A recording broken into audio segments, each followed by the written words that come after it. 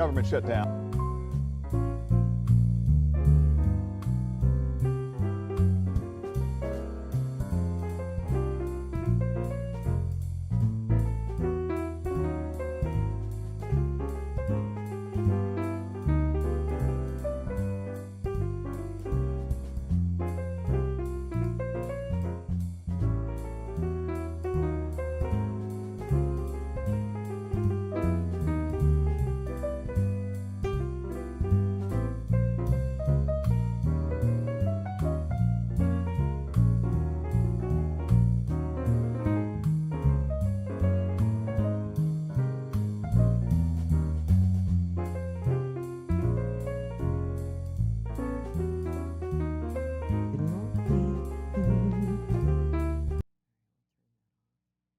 Good morning.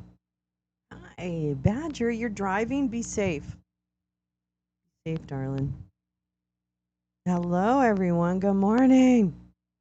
Happy Wednesday. Yeah. Anyway, hello. I'm wearing my I Punch Punch Nazi shirt. It's more of a directive. Punch Nazis. That's my shirt from Etsy. It says Punch Nazis for those driving. I want to wish you all a very good morning. Good Wednesday morning. I'm Lolo. Welcome to Wake and Bake with Lolo. Hi, Easily Distracted. Badger's driving. Easily is here, checking in. And yeah, it's been a hectic morning. I don't know. How's your morning been? I've had a very hectic morning. Just, pet stuff. Like everybody needs something. Right now, the dog is on the bed. I wish I could show him to you, but I don't have a camera I can show him to you. Good morning. Hi, Kevin. Grace Lisa. Chasing a cricket around my room. Okay, that's the worst, Grace Lisa. When I lived in DC, I had crickets in my apartment all the time. Oh, congratulations, the Cubs won. That's a big thing. Hi, Oomph. I used to have crickets in my apartment in Washington D.C. all the time. Like those little crickets. I mean, I got used to them, and they were just like, "Oh, hi, how you doing? Oh, I'm fine. Nice to see you." Oh, the music. Did I turn the music off? I didn't. I usually don't. Oh, maybe I did. I don't even know. We'll find out. We'll find out. We'll find out. Probably didn't. Oh, no, I did. Oh, thanks, Jesus. Yay for good luck. Yeah, exactly. That's what I heard. Crickets in your house are good luck. Yeah. So I just also got really, really tired of trying to catch them and put them outside. And I couldn't kill them because they're too big. You know what I mean? Like, it's not even that I'm like altruistic and I thought, oh, don't kill a cricket. That's like bad karma or whatever, I was like, I don't want to see it die. And I'm sure there's some bad karma in there. I was pretty sure there was. So, yeah, I didn't, yeah, they are. They're too cute. I know, these little tiny baby crickets, like, they're too cute. But they are annoying as motherfucking hell. Because, like, you cannot get to sleep with crickets all over the place. You know what I mean? I know that feeling. It's a cricket dilemma. Oh my God, when I was a kid, did any of you ever see the book, I think it's called The Cricket in Times Square or something like that? Did you ever read that book when you were a little younger? It's probably too old. Probably everybody's too young for that book. But man, I fucking loved that book. It was about a cricket that ended up on Times Square, and so she, I'm not sure, was lost, and this cricket had to make friends with other animals that live wildly in Times Square. So hilarity ensued. But I just thought that was the cutest story. I used to read it all the time. Yeah, yin and yang on. Hi, Neil. Good morning. Bonjour. Badger, Badger, Badger is in the house. Ding, ding, ding, ding, ding. She's driving, though. So just don't bother her. Okay, come on. Carla won yesterday. Oh, Cubs won yesterday. I just thought I read that again as Carla. I don't know why. But maybe Carla did win something. I certainly hope so. She really deserves it. In fact, everybody in the lounge really deserves a win. You know what I mean? Like, there should be a win. Yes, today we're going to lazily go down the media literacy river and watch the Senate at the same time. So we're gonna double duty it. And Grace Lisa. Um and Neil, I'm at the reserve stocking up. Oh, what does that mean? Oh, for smoking and stuff.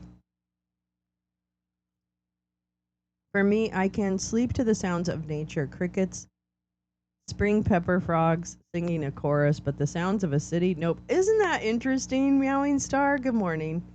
Isn't that interesting? Because I agree, but I think crickets, I don't know, they use, well, I mean, I suppose, I don't know. I don't want to hurt crickets. I think crickets are awesome. $50 an ounce. Is that a good? I don't even know. I don't even know if that's a good price. I mean, I imagine it is. We're all a little different, one by one. That reminds me of High School Musical. You're right. Everybody, it's so funny though because like I can probably sleep in a city, but I've lived in a lot of like big cities, so maybe that's why. And I haven't actually lived as much in the country. But I bet I'd love it. I bet I'd love it. I bet I would. I mean, I've lived in like Maine, but not like in the deep woods or anything like that or whatever. But I did love it very much. Small town, I loved it. Which reserve, Neil? Are you planning on meeting her there? What's the deal? Why the curiosity? No, I'm just kidding. Alderville. Okay. Drive safely. That's right. Well, good morning. Good morning. It's good to see everyone. We watched the first part of Pee Wee's documentary last night, Pee Wee as himself, if you haven't heard of it. And it was interesting because I always felt like, to me, Pee Wee was like this really inspired comedian, right? I didn't actually know about his groundlings. I mean, I knew now, but I didn't know then when I was aware of him in the 80s. I didn't know that he had come from that comedy school and all that kind of stuff. But it's almost like it was too much information about him. You know what I mean? It was, oh, Lee, what's the matter? What, couldn't get to the chat. Oh, that's so weird. There has been some weird issues with YouTube. They've been giving notices. Oh, some of your people can't do this. Okay. You're just telling us there's nothing you can do about it? Okay. Fuck you, YouTube, by the way, for settling with the Trump administration. What the fuck is your problem? Anyway, we'll talk about that. But he admitted he was an asshole. Thank you. That's what I thought was so interesting. Like along the line, he really talked, which I have to admire on one hand, and then on the other hand, I'm like, why are you such an asshole? And of course, people are assholes because of a lot of different reasons, and whatever. But he did, his reflection on his past was pretty incredibly honest. Oh, I did this, I dressed as a Native American, and that was incredibly racist. You know what I mean? Like, he really kind of nailed himself. And I don't know if it's because I know this was near the end of his life. So I don't know. He had been struggling with cancer. So I guess I would imagine that gives you a lot of moments for self-reflection and gravitas and things that maybe it didn't come up in your younger life. But I thought it was very, it made me feel differently a little bit. Well, I mean, I don't spend too much time about how I feel about my past, how I feel about entertainers. But it did make me feel a little bit like, meh, I don't know. He was an asshole. he ripped off Phil Hartman. He really kind of was an asshole. Like he really kind of like was very diva kind of, But I don't know. There was this weird juxtaposition of him being an asshole even in his present day, he was kind of difficult and, whatever, again, it's funny because I think about that and I think about a man who is facing his own death and he has a chance. And he said in the beginning of the documentary, he's like, I want to set the record straight on a few things. So this to me was really his like final message to the world. Uh, and I think what's interesting is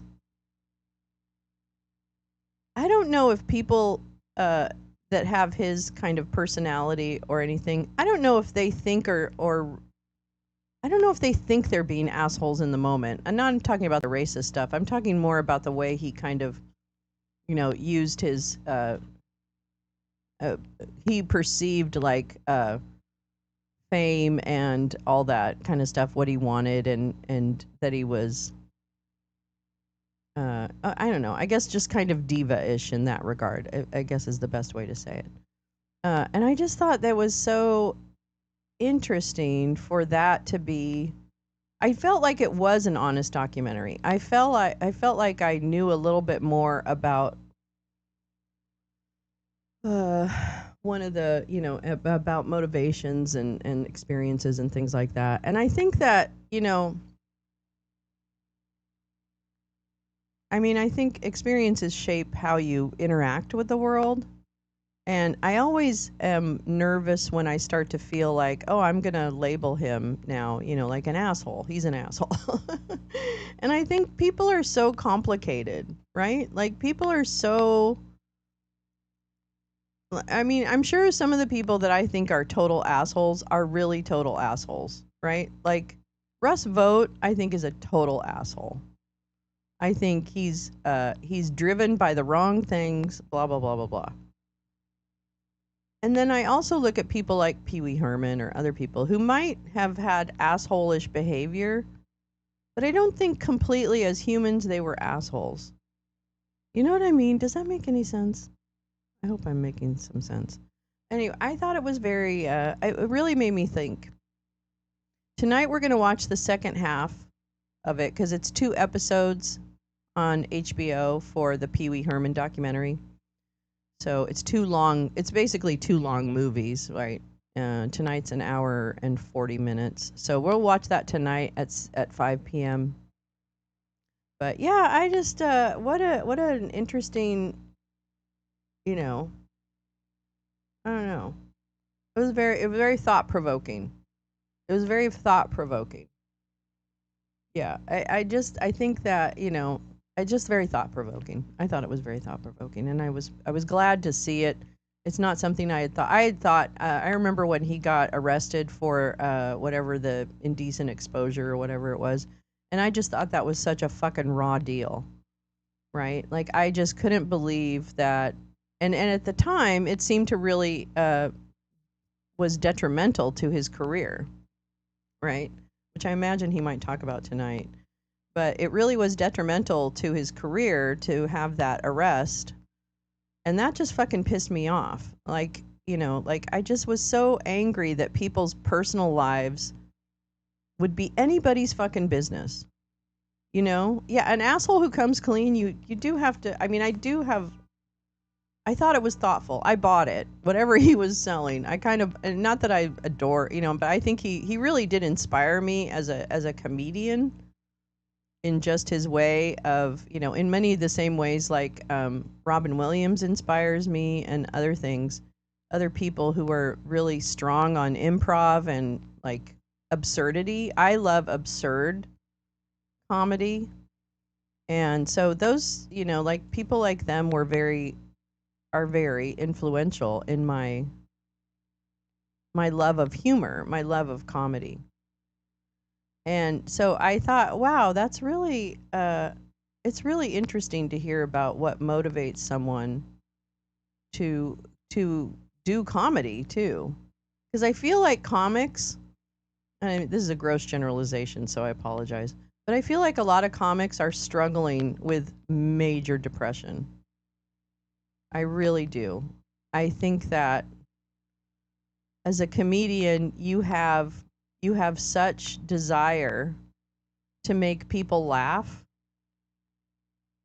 and you constantly think you're not funny, you're not good, and that, or if you do capture someone's attention, that you'll lose it. It's a weird kind of like desperation, I guess. I don't know. That's what it kind of feels.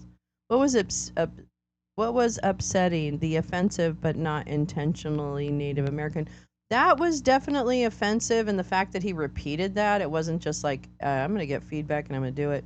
So that was offensive. He did, you know, and a lot of comics did this, and I think we have to kind of come to terms with that. A lot of comics like make fun of other cultures and or adopt their tropes, and you know, kind of, I don't know, they don't own that. As a white man, he does not. That is such, to me, that is such cultural appropriation, even if you're kind of doing it as a joke. I mean, I do funny voices and stuff like that, so I think it's a tough, you know, I think about myself too and make sure that, am I doing a voice to mock someone, or am I doing a voice because I love doing voice work kind of stuff, you know? I absolutely adore it. Um, and I think that I mean, I think it's good tension. It's good to be aware. I'm sure, you know, people make mistakes all the time, or they, you know, don't think about how someone might take their humor.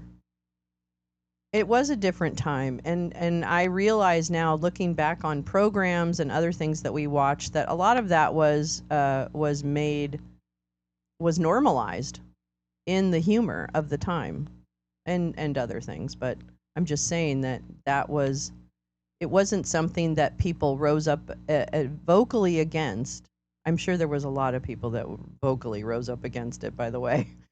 But at the same time, they didn't get the traction that kind of conventional whatever habit had been, where people just accept those tropes and accept that, you know, guys dressed up as Indian chiefs or whatever. So yeah, I think it was that, and I think also he was very. I think one of the things that took me aback a little was the way he handled his show business career, and not the jealousy, but kind of like the, I don't know, the kind of a little bit of a cutthroat inside of him. And that's fine. I mean, I think that's a lot about self-preservation and stuff like that. But you know, it's also something I don't want to, I don't want to have in my own life. I don't want to be, and I, you know, I tend to fall into that. I have envy of other people and all this kind of stuff. So, you know, I struggle with that too. But and maybe that's my own weird thing about envy and jealousy and, like, you know, stuff like that, is that I feel like that's a really negative thing, really negative kind of stuff. Um, so yeah, I don't know. It's really an interesting. It made me really think back on, because I didn't see any of his stand up or any of that, and it's funny because I don't even feel like that was part of the story at the time, if that makes sense. That it was more like Pee Wee is this character and he's burst on the scene, and his Saturday morning show is absurd and wonderful, right? So, our childhood heroes, being able to look back at media and realizing that some jokes, etc., didn't age well, shows you've grown as a culture, and that's a good thing. I really hope that that's. I mean, I do believe that young people will change the way we perceive each other and the way we act with each other. I think it'll take a minute, but I actually have a lot of confidence that the coming generations will be more, like, I don't know, kind and open, and not like dividing people into groups or anything like that, right? Like, I hope that. I mean, yeah, of course, good people are always trying. And people are complicated. People are complicated. I mean, now granted, I think fucking Russ Vogt is one of the most evil people on the planet, and you can't really change my mind. But good morning, Val. Good morning, Jane. Who else did I miss? Did I miss anybody? Easily, I got you. I got you, babe. Bum bum bum bum. I got you, babe. Bum, bum, bum, bum. Well, today, let me tell you what we're going to do. We're going to watch the Senate. Yikes. We're going to watch the Senate, and I also have a few things to read. One of them talking about Saudi Arabia. Saudi Arabia, mama fell down a hole. I want to talk about the Gaza peace plan, but I also want to talk about shit like Neom, which is Saudi Arabia's megacity that they're planning without approving the negative stuff. Yeah, exactly. That's the thing. You slept. I really like him more than before. And you know what? The thing is, Jane, I think I feel I really appreciate his exposing himself. You know what I mean? Like I really appreciate him admitting in very clear language what his flaws and his past, what his past included. You know what I mean? I really, really respect someone who can be like, I really fucked up. And I'm not trying to, regain my whatever. Yeah, the candor. Yeah. So I have to agree with you. I do. I mean, I don't not like him, but it's almost disturbing and wonderful to have more information and more insight into how he thought and how he perceived his world. Does that make sense? Eyes opened, yeah. Okay, I'm gonna make a big noise here. Hold on. Oh, maybe I'm not. It's a little crackly. Okay, so yeah, today we're going to put the Senate on and watch them. I have an appointment later this morning, so I'll end around the usual time. I don't have to end early or anything. But I do have a little something that I gotta do. I went to my heart doctor yesterday. I went to my cardiologist. I have to have a ultrasound and what else? Oh, a stress test. But he's only trying to eliminate stuff because we have heart attacks younger in my family. So he actually doesn't. My EKG was normal, but he wants to. And I'm not doing it till like December or something like that because you have to wait. You have to wait to get it, even here in the United States of America, not just Canada. So how socialist is that? So yeah, you have to wait for specialists in this country. Yeah, good luck. I hope so. I have to wear tennis shoes, which is very odd for me. You must realize I don't wear like running shoes and I mean, I have them because I work out sometimes, but I haven't in a long time and I've just been wearing flip-flops. So, this is going to be interesting. Try and put. Thanks a lot, communism. Yeah, exactly. Thanks a lot, socialist.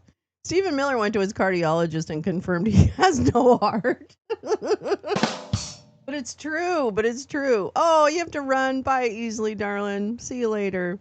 Take care of yourself. Hope the baby's doing well. Yeah. Anyway, so we're going to talk a little bit about Saudi Arabia. Saudi Arabia. Because I think we need to talk about them a little bit more. A little bit. But first, I have a clip on from this morning about the government shutdown.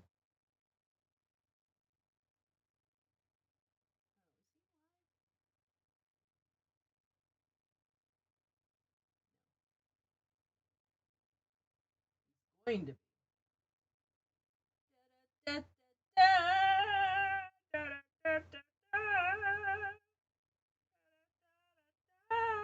Oh, but first, let's check in on the flotilla. The flotilla. I don't know where they are. I have to look that up. Flotilla. Flotilla. There's the flotilla live shot. Well, I guess it's live. I hope it's live. Heard they're getting more escorts. Oh, that's great. That's really good. You have to run in a stress test? What? You have to run? I thought you just had to walk. Are you kidding? I can run. I can run. Ugh. I can run. I can run. You forget the country that's going to help them. I love their sail. That's really beautiful. Anyway, that's the live shot for the hotel. And I have been watching it, okay? Well, Greta Thunberg and a bunch of other people, actually. Greta Thunberg is, though. But here's the Senate. The Senate. Wes Moore is speaking about what the impact is to Maryland. I like Wes Moore, but I'm not sure I need to hear from him. Hold on, let me see. Oh wait, where's my? Yeah, okay. Words that you want to wake up with in the nation. It's the news that you want to wake up with. I heard Israel is going to try and block the flotilla. I would imagine. Serious question. What would a U.S. government shutdown be a good or bad thing for Democrats, progressive forces? I see all sorts of opinions. Thank you. All right, let me give you my opinion. Hey, Mr. Spock. Good morning. Logical. Let me give you my opinion, and then I want to hear your opinions. But my opinion is that a shutdown at this point is strategic, and here's why. Exactly. Here's why. If the scenario, and I'm not very smart about these things, so take what I say with a grain of salt. But if in this scenario, it's been like the government shut down at night, right? And now they're going to go into session in about 4 minutes. Because this then strategic for the Democrats. Sorry. The reason it could be strategic for the Democrats is because if they're able to force the hand that says, listen, you're not going to get this, we're going to dig in. And the move last night to not approve the measure and make them, get fucked, I think does actually force their hand a little more to negotiate. And here's what they're negotiating on, which is very important. Very important. And what Lee says, Lee has some advice from the tariff world. So please take note of what Lee is saying in chat. If you're considering any renovations or furniture, new tariffs on the horizon. I'll drop some info in the cord. Thank you so much, Lee. God, Lee, I know has been up against it. So appreciate you. But the reason I think that this could be, in this moment, today, right now, strategically positive for Democrats is that what they're trying to do is actually include an incredibly important concession in this continuing resolution. So there's really two things I think about this. One is what they're fighting for is to make sure that people still have the exemption and or the tax credit or whatever it is, the subsidy for Obamacare, the Affordable Care Act programs that are throughout the nation and that millions of people are on. Actually, I'll tell you exactly how many people are on.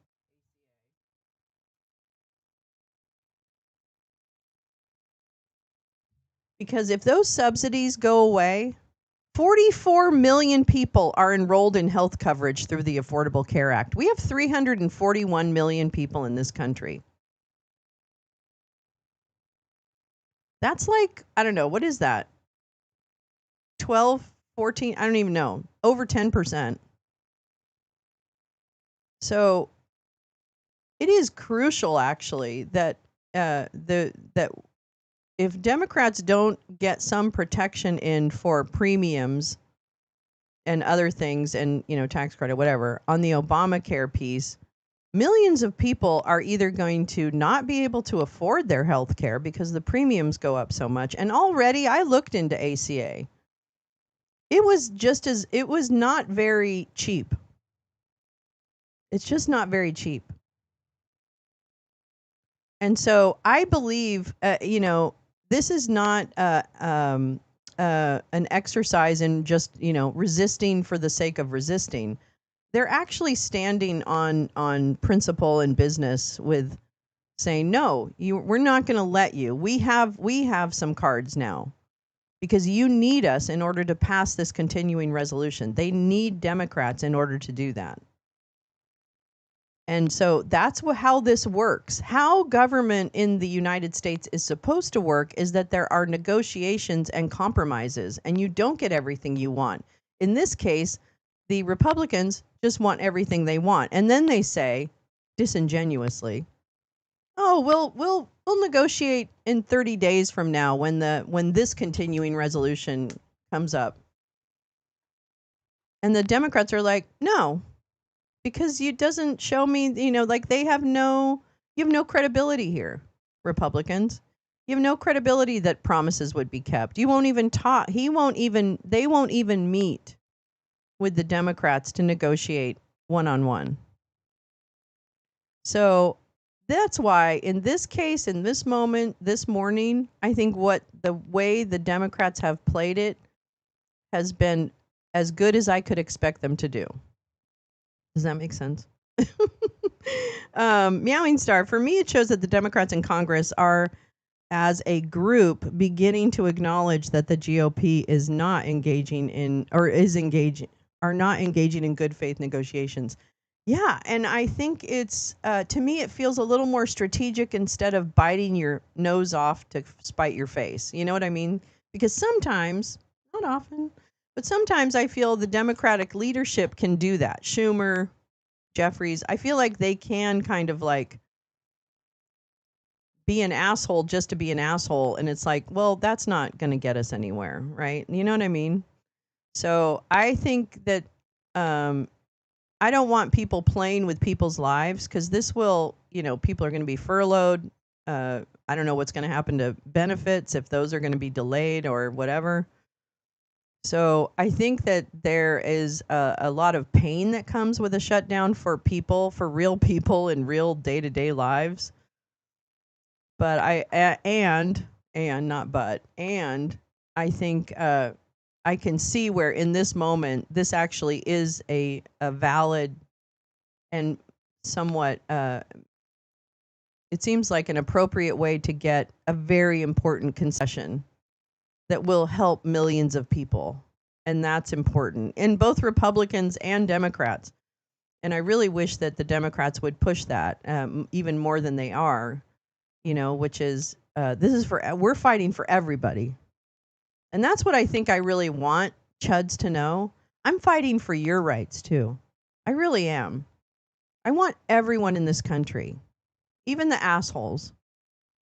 I want you to have your full complement of rights. And that, to me, is where we could unite. And I understand uniting. I'm not saying uniting like, oh, kumbaya and blah, blah, blah, blah, blah. Like, there's some serious worldviews that need to change. Or they need to go back under their rock so that we don't see them. But, oh, here we go. Sorry. 296, which the clerk will report. Calendar number 115. Anyway, that's my, thanks for coming to my TED Talk. Appropriations for fiscal year 2026 for military activities, events, and so forth, and further purposes. All right. I'll talk in between them. And Greg first we have Senator from Iowa is recognized. Oh, well. Oh, no. Are you still alive? 2 days ago, Oh, Mom. I spoke about Oh, the potential shutdown of government. giant bicycles. Oh, We'll no. repeat Forced what I labor. said then, but the shutdown of government is There's now a forced fact. labor everywhere, and we need to I stop said it. it costs Oops. money to shut the I government didn't down. mean to do that. Costs I money hit to the open the wrong button. government up. The government's supposed to be a service to the American people, protect the American people, Fuck you. Fuck you, and you Chuck. can't do either if the government is not functioning. Now, you heard the chaplain speaking about prayer Yeah. and the government shutdown. Robert Reich is very smart.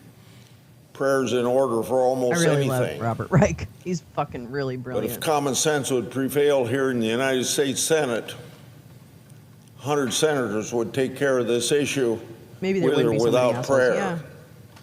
On the other hand, if people want to pray for the opening of people own government giant and the bicycles. serving of people, That's perfectly Oh, appropriate. the HUD website? And hopefully it works. But all 100 of us senators ought to be ashamed that the government isn't shut down. It affects the Congress of the United States, and each of our staffs will not be paid during this period of time. I And hope I'll they bet save each money. senator No, I'm just kidding. will I'm expect sorry. their staffs to be The radical on left. duty since Senate's going to be in session. Oh, they're so mad. So we should think about the people we're hurting, Oh, stop and it. particularly When have you ever Democrats thought about people who that are want to hurting? seem to speak more for federal workers. This is what the HUD website now says. on furlough, not being paid, ought to think about Nothing's their advantageous. support for I don't them think a shutdown that's is voiced advantageous almost for every anybody. day. But they're all trying to spin And, it like it's the other people's fault. So and the harm that's being I mean, this is because negotiation. This is That's what the Congress Democrats is. shutting down the government. 13 I know they want this to times happen, during the but whatever. Biden administration. They have the votes. They voted for a clean continuing resolution. God, spit it out, And bitch. this is exactly what So I'll just interrupt him and let him continue babbling. But no, a shutdown is not advantageous for anyone. It's ridiculous. And the what the Republicans are really doing is not negotiating, which is, typical but not appropriate. And they're blaming Democrats wholly when they have the votes. Now, they don't have the Senate votes because they need 60 votes to pass a resolution. And they don't have 60 votes because, there's not enough Democrats to join the other. I know, it's very confusing, but you're right. It's not advantageous in any regard.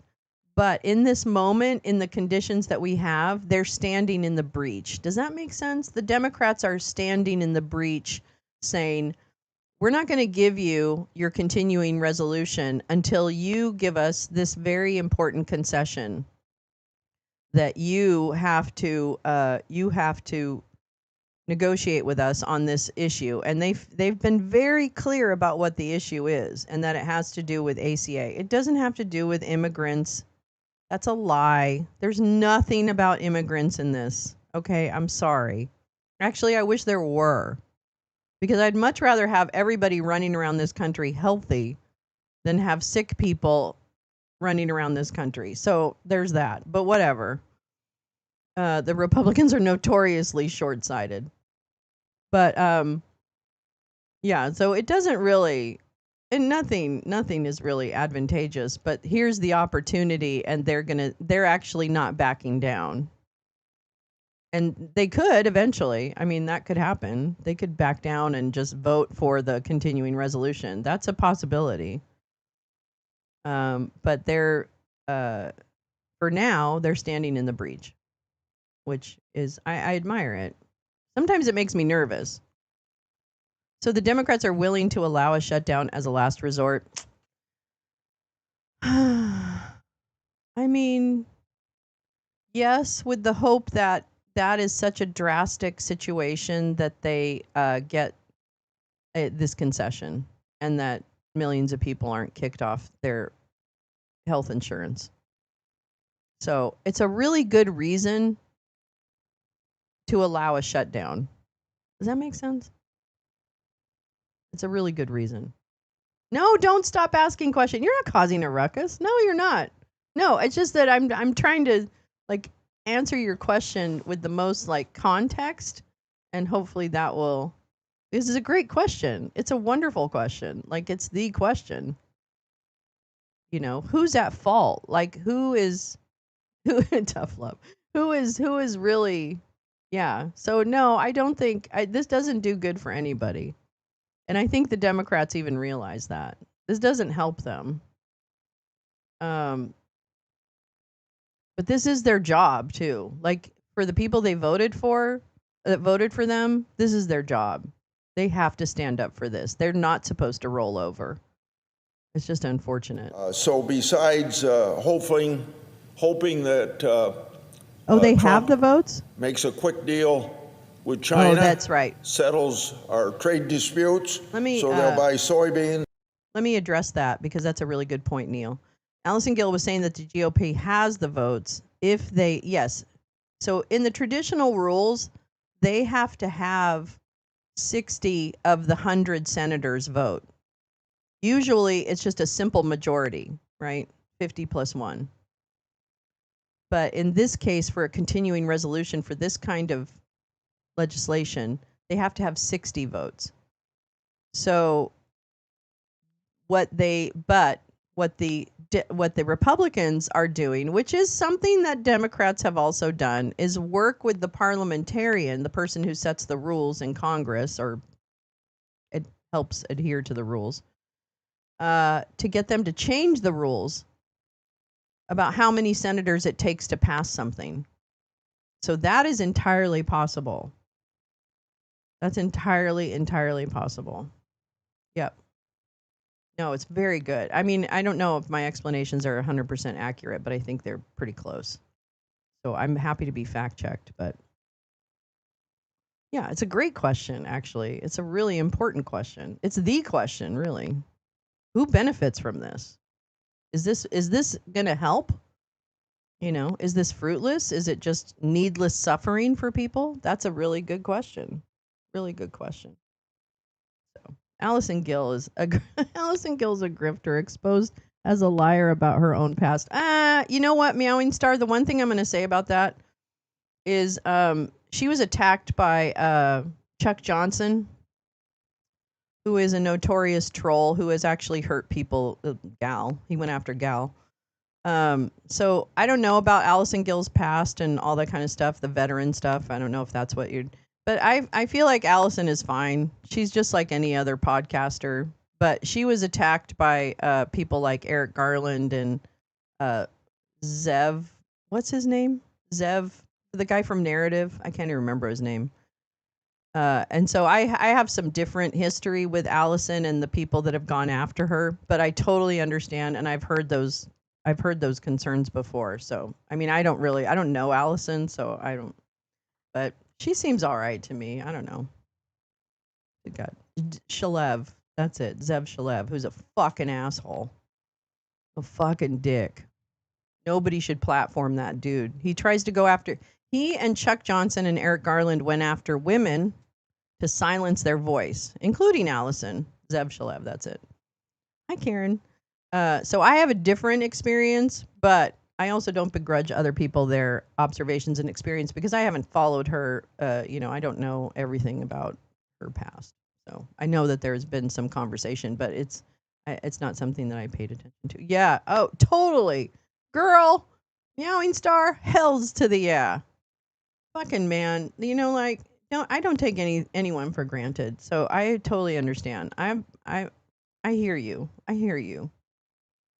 I hope that maybe President Trump today can follow up on the shortcomings of the Biden administration not enforcing that 2019 agreement with China. Chuck's a little upset. Suggests the absence of a quorum. Clerk will call the roll.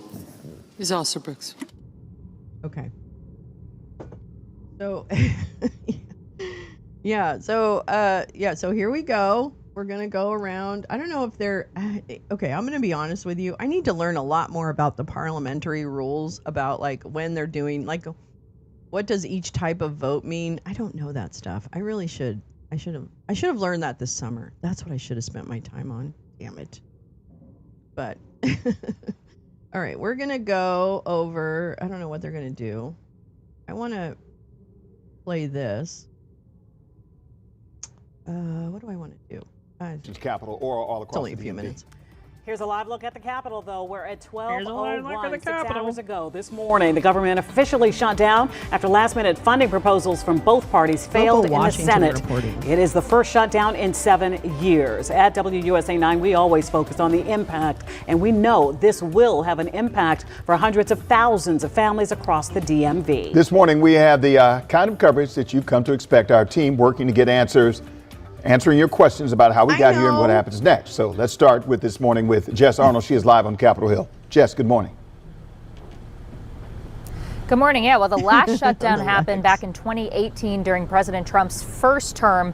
This one comes after the Senate again failed to pass the House spending bill. Neil's got yesterday, it. Democrats saying they're No one is holding an out and will oracle. not vote yes until they agree, they being Republicans, to extend health care tax credits and restore Medicaid funding. We need to stop these premiums from going up dramatically. We need to do it now. Not in October, when people get the notices, not in November, when they have to decide whether to drop health care or reduce the health care they get. We didn't put partisan provisions in the CR. We could have. I could have loaded that up with all of our partisan policy preferences, but I didn't, because we're operating in good faith. Republicans pushed for a short-term spending bill that would extend federal funding at its current level until mid-November, which the House approved. But they're on recess right now, so House representatives are not even in D.C. to work on a new spending package.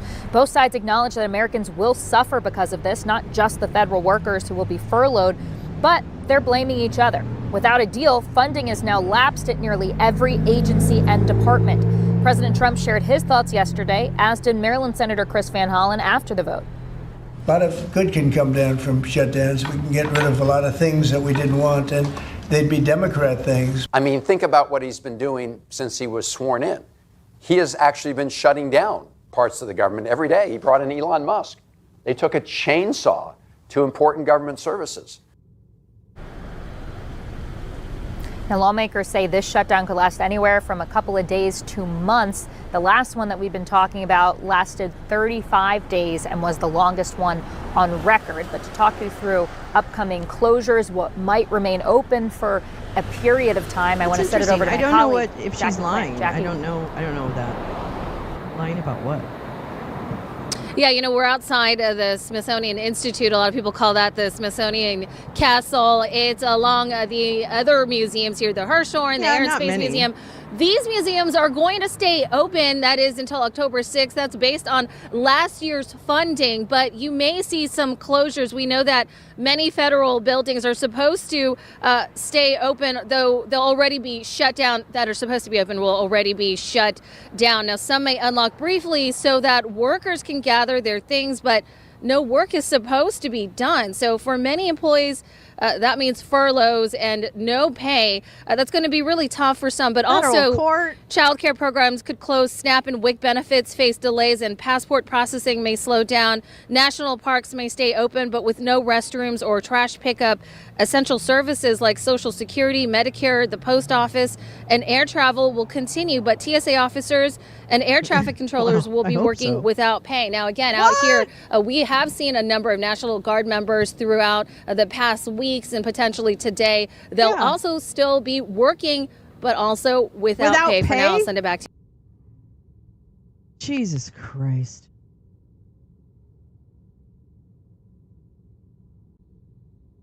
Jesus Christ. She claimed her grandfather went down with the ship he was on roughly 7 years before her mother was born to him. Oh, I see. Oh, I don't know. I don't know about that. I don't know about that. Well, we'll have to check it out. we'll have to do that. But I understand. People have different opinions of people and different experiences, and I don't begrudge anybody any of that. I'll offer my input when helpful, but I don't begrudge anyone their views of others. I certainly have some pointed views of other people, so I can't say anything. Who would have worked with Allison, and never have I heard she's a grifter. What's your exact accusation?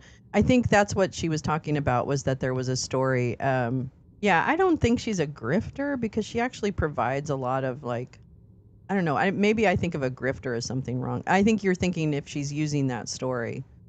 So I just don't know if that's true or not. But I understand. And there's people in here, meowing, just so you have context. There's people in here who have followed Allison a long time. Mr. President. We have similar. Democrat leader. There are similar I ask unanimous circles consent, the with quorum be researchers dispensed. and Without stuff objection. like that. So, Mr. President, today's October 1st, the first full day of Donald Trump's government shutdown. Fucking Chuck Schumer. Donald Trump and Republicans Non-essential have roles barreled furloughed, us Room into a said. shutdown because they refuse to protect Furloughed employees still have to Americans' report because of healthcare. the. It's clear that the way out of this shutdown is to sit down and negotiate with Democrats to address the looming health care crisis that faces tens of millions of American families. Democrats want to avert this crisis, but Republicans tried to bully us, and it's clear they can't. I'm sure, Lee. They don't have the votes. He's going to make everybody work. The way out work. of this is for Republicans to finally roll up their sleeves and get to work. Republicans need to get serious and start actually addressing the looming crisis and reopen the government. Now, why has all of this happened? Why are we here on October 1st? Because Republicans have tried to stick us with a partisan CR that fails to protect Americans' health care and does nothing, nothing essential to fix the health care mess that they created. It has now failed twice to get enough votes in this chamber. So Republicans need to negotiate with us. Well, and Speaker Johnson's got to get his people here. If anyone wanted evidence as to who wanted this shutdown, just look at the fact that Johnson does not even have the House in session. When Democrats had the White House, the Senate, and the House, when Democrats had the majority in this chamber, when I was majority leader, we never had one shutdown in 4 years. Not one. You know why? Streak. Because we worked with our Republican colleagues to find a way to keep the government funded. We did this 13 times, as Leader Thune likes to remind everyone. That's a lot of bipartisan negotiation, but not this time. Not so today. Not so today. Republicans need to negotiate. Today is October 1st, and that means something else is happening today. Americans throughout the country are opening their mailboxes and finding letters in there telling them that their health insurance is about to go way, way, way up. The other day, we thought it was about $400 a month that the average American family would pay more in insurance premiums. I'm aware of an agency where everybody had to show up today, but only to find out how categorized, nonpartisan, and well-respected Kaiser report from yesterday says it's on average of $1,000 a month. Some do shutdown operations, and some God remain forbid, essential. even much more for so many Americans. We're listening Healthcare to premiums, because of what the Republicans have done, is going up 114% a year on average. The average premium is going to more than double.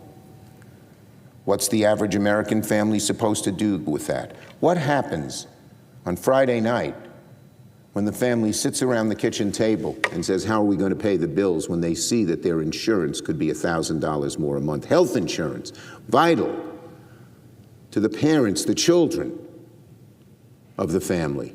What are they going to do? The average American can't afford $1,000 a month or even $400 a month without cutting back on their health care or cutting back on something else that's vital. You know, Mr. President, Americans are saying the number one issue is cost. They now rate Donald Trump worse on costs than they rated Joe Biden, and he didn't have very good ratings. It's the tariffs. It's the change in electricity costs because of what they've done with the cheapest and cleanest source of energy and putting electrons on the grid, which is solar. They got rid of it in their fanatical hatred of clean energy, and now they're putting money into coal. It's incredible. Because of costs of groceries, of meat. But the number one increase in cost now, on October 1st, is healthcare costs. And the average American is going to say, what the heck happened here? And we Democrats are going to be there every day, every hour. Senate, House, there's some background on the groups ACA that care about that's healthcare, hospital groups, healthcare groups, the Affordable research Care Act groups, issues. and letting them know Please this share the didn't have to broadcast. happen. It happened because our Republican colleagues wanted to give tax breaks to billionaires and cut their health care. I want a turkey. It's incredible. It is incredible. 3 times we asked our Republican colleagues to extend the ACA tax credit. They have to 3 show times up they and get voted their no. furlough Well, it's not too paperwork, late. from my Make a understanding. change. Okay, When I met with the thanks, president, He seemed not to know the magnitude of the crisis, and he said, oh, this is going to hurt me. Well, it sure will. But it's going to hurt every American. What's motivating Democrats, what's motivating me, is simply to take this burden off the shoulders of tens of millions of American families who struggle each week to pay the bills, and they don't need this huge increase in something as vital as health insurance. And the Republicans sort of know this. So what do? They make up lies, absolute lies. They say, oh, what they're fighting to do is prevent, they could say, illegal immigrants from getting federal health care dollars. That is a damn lie. Not $1 of Medicare, Medicaid, or ACA is allowed to go to undocumented immigrants, not a dollar. Frankly, so why do they keep should, saying this? This seems to be their theme, because they're afraid to talk about the real issue. It's typical Republican response. Have a diversion, try to scare people emotionally. Hell yeah. But I'll tell you, to the average American family, that $1,000 a month increase or that $400 a month increase on their health care bills means a lot more than political crap put in the air, lies by our Republican colleagues. So I was very glad this morning that some of the commentators on TV said that. When they say that undocumented immigrants are going to get this money, it's a lie, plain and simple. It's a lie so lazy and so outlandish it's easy to rebut. But again, let me be clear.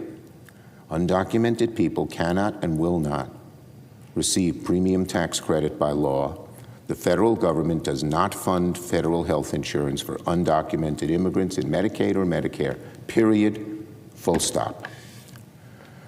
So they don't care. Why? Because they know the American people are on our side, and they know they're going to get angrier and angrier starting today when they see these health care bills. Listen to this poll. This is more of a method Kaiser of Family the Foundation poll found a whopping 75% of Americans support extending the ACA premium tax credit, including 63% of Republicans. When our Republican Senate and House colleagues go around their communities, of course the House isn't even here this week, as I mentioned, they're going to hear it in the barbershops, in the restaurants, in the diners, and at the Little Leagues, and at the Veterans Halls, because it's so shocking people are going to be talking about it. They'll see. And we Democrats are going to be there relentlessly letting people know why it happened. I guess the boys of October. Because our Republican colleagues did not want to help us out of this crisis. Instead, they wanted to give the dollars to billionaires. President Trump calls what the Democrats want radical.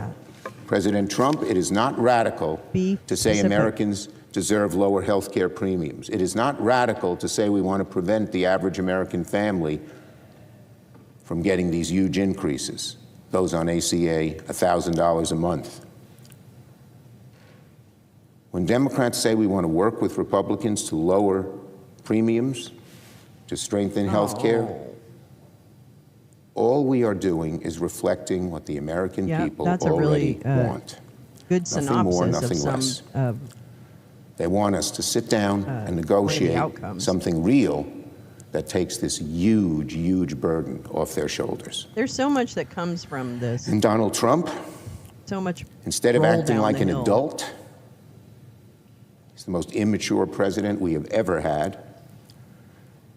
Instead of doing something to stop the healthcare crisis, is threatening to hurt countless hardworking Americans. Let me repeat the quote Donald Trump said yesterday. We can do things during the shutdown that are irreversible. They're bad for them and irreversible, like cutting vast numbers of people out, cutting things they like, cutting programs they like. Donald Trump says it loud and clear. That's one thing about him. He is using the American people as pawns, threatening pain on the country as blackmail. Well, that's not going to work. The American people, it's so easy to see through those tactics. They know this is the Trump shutdown. Vote harder. They know Republicans control the presidency, the Senate, and the House. And what is done during a shutdown will fall squarely on the Republicans' back. Donald Trump even says it. He says They say that, is going and to then it close never down all does. these things people want. The Republicans have the narrative war down, It's going to fall right on his and they have dumb back. voters. I mean, in The general. American people will know who's doing it, and he's going to have to recoil from it, Hi, just as they have Teresa. done so many cuts already, even before October 1st. And they had to back off on many of them, some because of the courts, but some because of public outcry, such as the huge cutbacks they made in the VA. Well, Democrats' positions hasn't changed.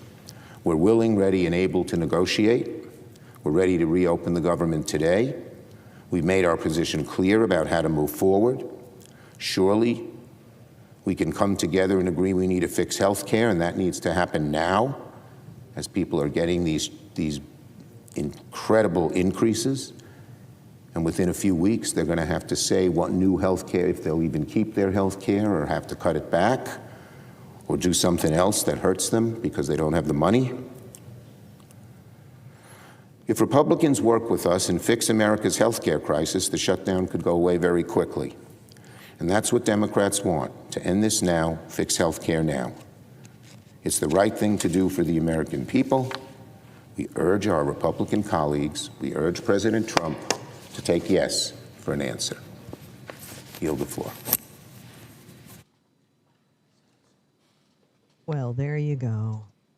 Chuck, let you know what's happening. I'm just wondering if there is a...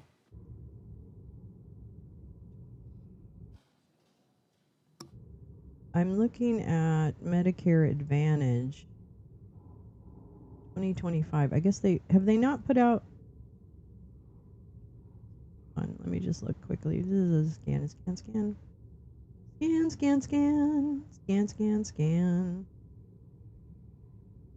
Scan. Oh, okay. Oh.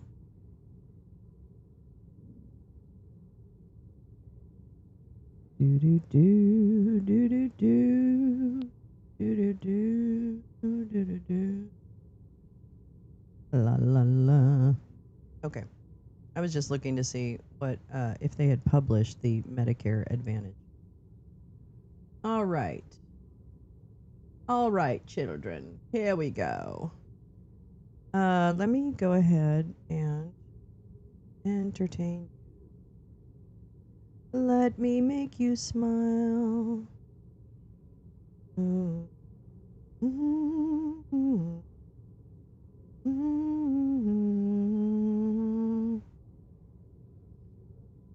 So let me entertain you. Let's see what pig's breath, hog's breath, hog's mead. If J.K. Rowling was an administration, thank God she's not. God, why did she have to write Harry Potter? That's all I keep asking myself. All right, well, we have a baby voice opportunity, and we're not going to pass that up while we're waiting for more speeches. So, without further ado, let's listen in on the mind of Pete Pigsbreath. This is an Atlantic article shared by Gal. So it's hopefully will make you laugh. If the urgent Trump Hegseth address to the military had been an email. This is not spam. He is so gross. Hi, Kim. J. Rance. Oh my gosh, you guys snuck in there. All right, here we go. Oh, I need my baby voice. Okay. Everybody, good morning. How are you? I am very happy to see you. Thank you. Thank you for coming. I would like to read to you now the text of an email that I supposedly would have written if I didn't make everybody drop what they're doing and fly halfway around the world to listen to me, I don't know, be hungover in front of you. Anyways, okay. 2. The entire military leadership of the United States, stationed all over the world, who would have to be flown in very disruptively and expensively if this weren't an email, but for some reason, were an urgent in-person address from me, Petey Hegseth. CC to my buddy, Donald J. Trump. Subject, warfighter ethos. Please drop everything you are doing to read this email at attention. This is not spam, and I am extremely sober. You are too fat to fight wars. Emphasis, my own. I am sick of seeing fat troops. No fat troops. Also, transphobia is back in a big way. No thanks for your service. Hello. Our diversity is not our strength. I don't want women on the front lines, and I don't want anyone who can't be clean shaven for any reason. Whoops. Does that eliminate a lot of black troops?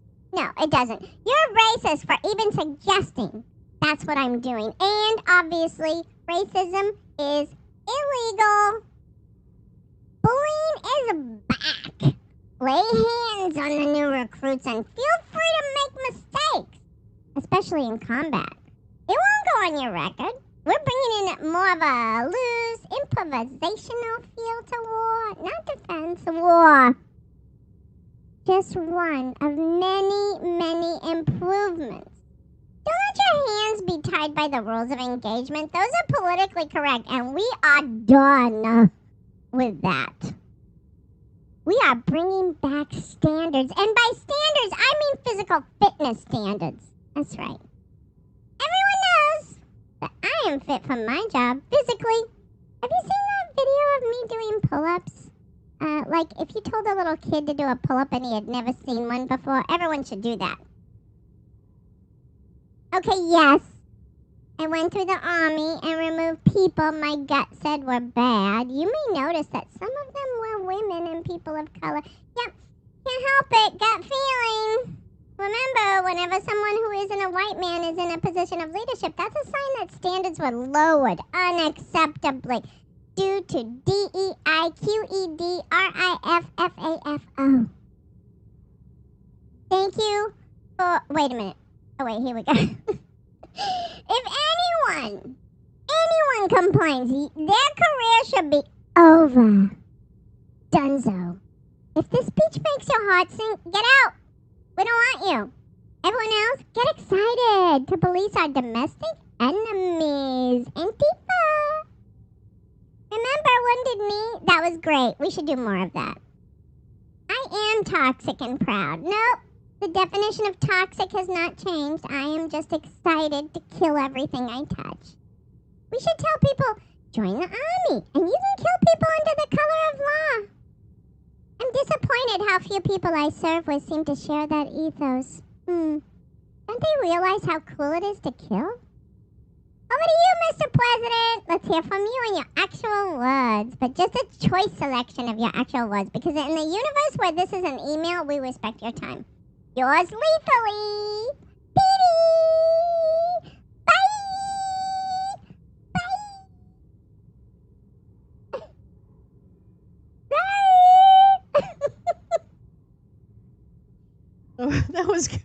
That was both good and terrifying. Thank you, gal.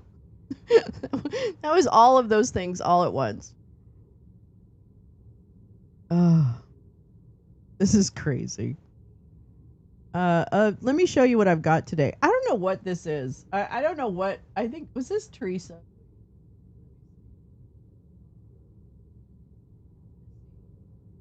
Oh, I don't know what. I don't know if I had. I don't know who gave me this. But.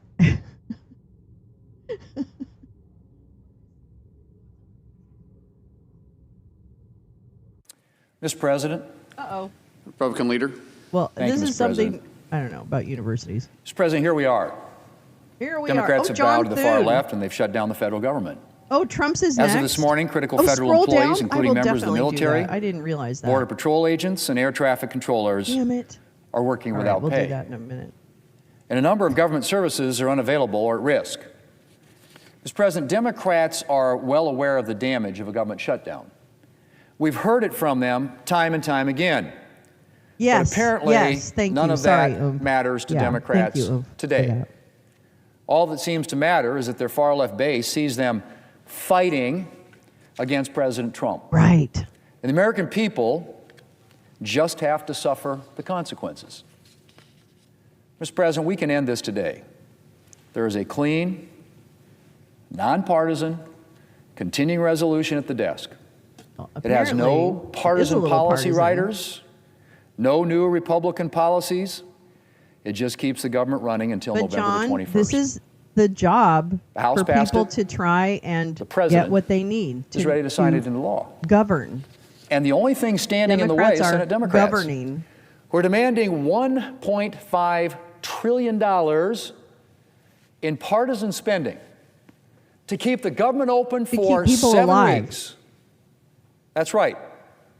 They are demanding more than the defense budget in their resolution to keep the government open for 4 weeks. What an odd example. Mr. President, that's not how this works. We were in the situation 13 times when Democrats had the majority under President Biden.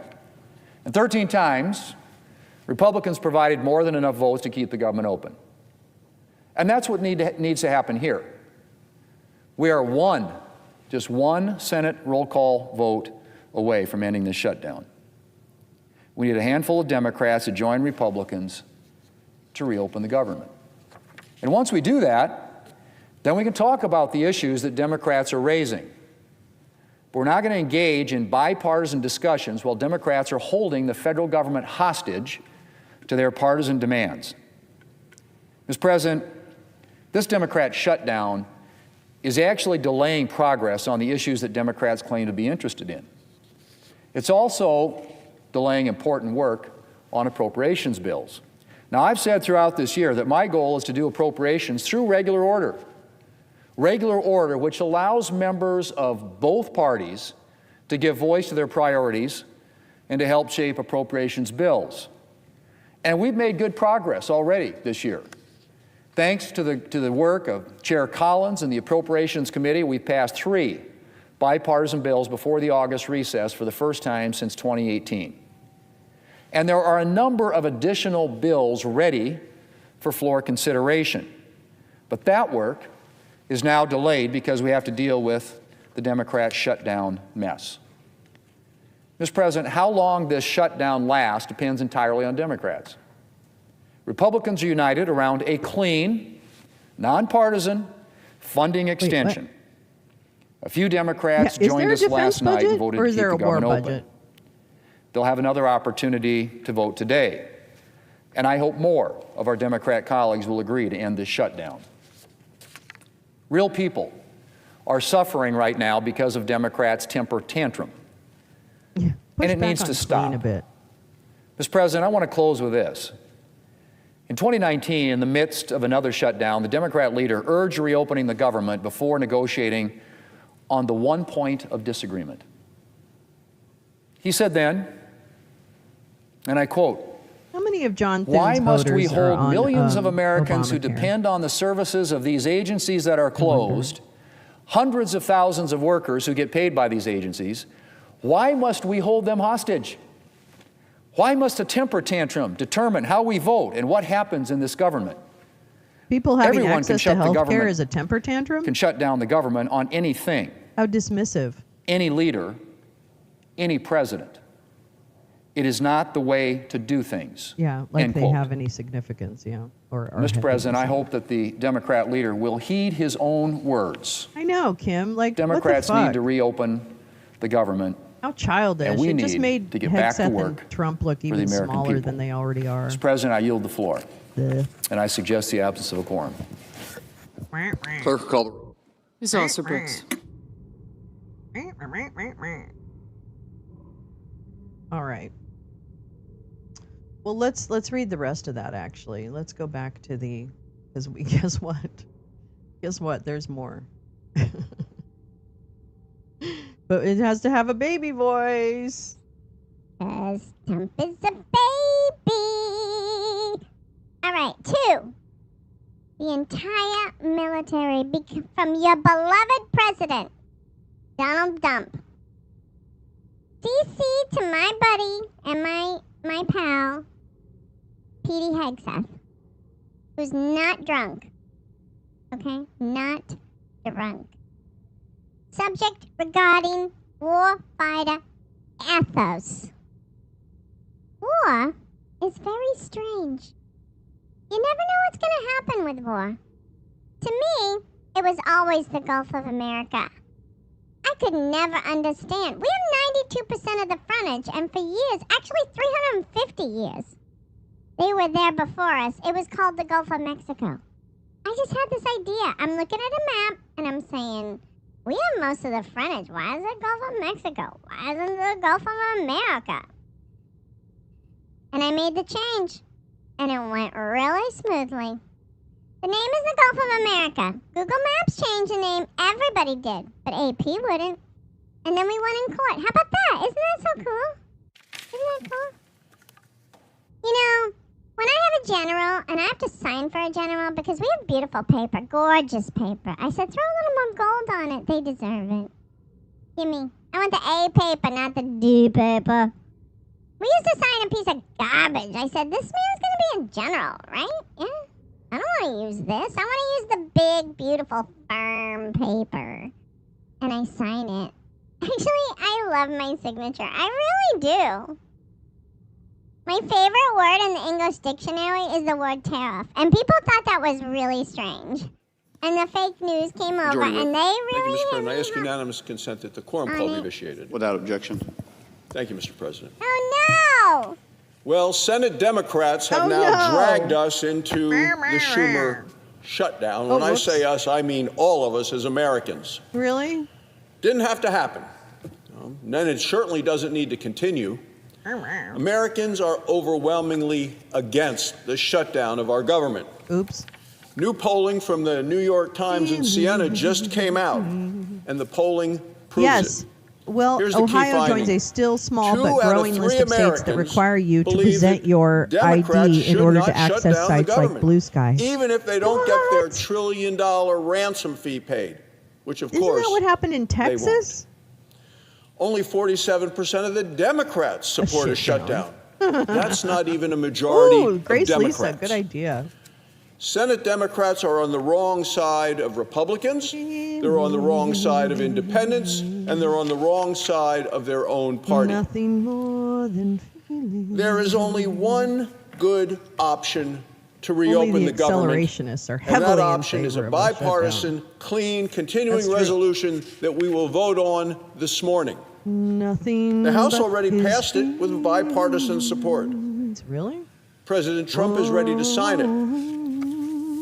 Senate Republicans voted yesterday in an attempt to pass it. It failed yesterday, and we're going to offer it again today. All it takes to reopen the government is cooperation from just 5 more Senate Democrats.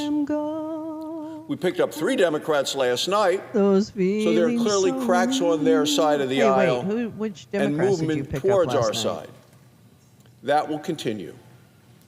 We are ready to vote for it again and again and again to make sure we can reopen the government for the American people. And there is bipartisan, broad bipartisan support to open the government. That's what the New York Times revealed, and that's what the vote revealed last evening. 5 more Cortez Democrats Masto joined of us Nevada today. The voted shutdown for it. is over. Because She remember, gave a it takes big 60 speech, too. votes in the Senate Weird. to get something like this passed Fetterman. and accomplished. And all we're asking And Angus King, is to you reopen the motherfucker. government for the next 7 weeks. Angus, get the fuck out. Democrats supported these same funding levels before. Fetterman's Now they missing. claim the levels aren't good enough. Wait, what? Democrats No, are now they had demanding to. $1.5 Now trillion they're trying to in new spending. negotiate. New spending for just reopening the government for 4 short weeks. Or the case That's pens while injunction has $48 billion issued of requiring new restored spending AP each and access. every day of the 4 weeks in the Democrats' Didn't they lose that? proposal. Didn't they lose that case? This is a direct attack on hardworking American taxpayers who voted against wasteful Washington spending in the elections in November. Think back Wow, to we're going all the previous way back to continuing November to resolutions just justify like this. this one. Can think back to 13 of them during the time Joe Biden was in office at the White House. 13 Well, of I these guess you passed. guys are dumb The and you minimum don't number of stand up votes for your was people. 65. I guess. We voted to keep the government open, bipartisan. When Joe Biden and Barack Obama were president, Democrats said shutdowns were dangerous, destructive, and desperate. That's the word of the Democrats. Dangerous, destructive, desperate. Yeah. Listen to those words. Listen to what Chuck Schumer said. He said, passing a clean CR would avert a harmful and unnecessary government shutdown. Wish they would. He also said if a government shuts down, it'll be average Americans who suffer the most. But yesterday, he stood here in the well and then voted to shut down the government. Senator Patty Murray of Washington is the top Democrat on the Senate Appropriations Committee. She has said a shutdown solves nothing. She went on to say, and it hurts everyone. Yesterday, she voted to shut down the government. Senator Elizabeth Warren of Massachusetts said that a shutdown, quote, is the last resort for those who can't otherwise win their fights through elections and can't win their fights in Congress. Well, yesterday, she voted to shut down the government. Senator Chris Murphy of Connecticut said, quote, there is a time and a place to debate health care, but not when the funding of the federal government and all the lives that are impacted by it hang in the balance. Well, yesterday, he voted to shut down the government. Senator Amy Klobuchar of Minnesota is a member of the Senate Democrat leadership. She said, shutdowns are not good for the economy. Yesterday, she voted to shut down the government. Senator Brian Schatz of Hawaii said, I've seen the same thing over and over again. He said, shutdowns don't work, no one wins, but Americans have a lot to lose. Yesterday, he voted to shut down the government. Those were Senate Democrat words when there was a Democrat in the White House. Yet last night, when it mattered, Democrats ignored their own warnings. Either their memories are short. That's a good little fact check on that speech yesterday, but it has a section on the AP case. The costs they describe are now a reality. Border Patrol agents are showing up to work. They're not getting paid. The Border Patrol union warns that shutdowns threaten their capacity to maintain the most secure border in our nation's history. Veterans' health care is going to be impacted. Low-income families will lose vital benefits to help buy groceries. Republicans are committed to reopening the government with a clean, continuing resolution. That'll allow us to finish the appropriations process the right way. Mr. President, when he was Majority Leader, Senator Schumer broke that process, the appropriations process. Last year, the Senate Appropriations Committee passed, the committee, not Chuck Schumer, but that committee passed 11 of 12 appropriations bills, many of them unanimous, always bipartisan. And what happened? Senator Schumer let each and every one of them rot and die in his Senate desk drawer. He shut down the appropriations process. You just don't have the track record of actually working for the people. I know you would like to Republicans have think you restored do. the appropriations process. For the first time in 4 years, the Senate passed appropriation bills in August. Passed 3 of them. Senator Susan Collins of Maine deserves special praise and thanks. Okay, I'm going to silence him. You can, I mean, you can't read the, let me move this so you can actually read the subtitles, but okay. Man, what was I going to say? It was really good. Hold on. And every Dem will get up and say GOP could have changed the rules and the House hasn't brought a bill. You know, have they already teased that they're going to change the rules? I didn't catch any actual reporting on whether or not the Senate Republicans were interested in getting the parliamentarian to change the rules or something like that. There are some real timeline problems with Biden's responsibility for all of modernity. Yeah, that is true. I mean, you know, I have my my criticisms of good old Joe, but you know, I'd kind of much rather have a government I feel like I can appeal to with some resonance, and I mean we in the collective, not me. I do feel like if that was something we could have, then you know, I would be happier. I feel like I could push against a Democrat. Well, I mean, you know, and my eyes are wider open, and they get wider open all the time. So, I mean, like, I think I appreciate that. I yield the floor. I yield the floor. Well, there's not enough gold in that room. That's one thing I'm going to say.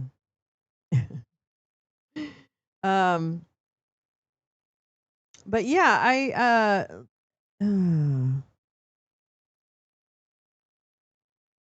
I feel.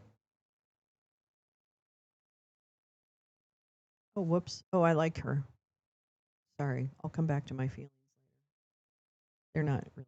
Sort of progress on stopping healthcare premiums from skyrocketing.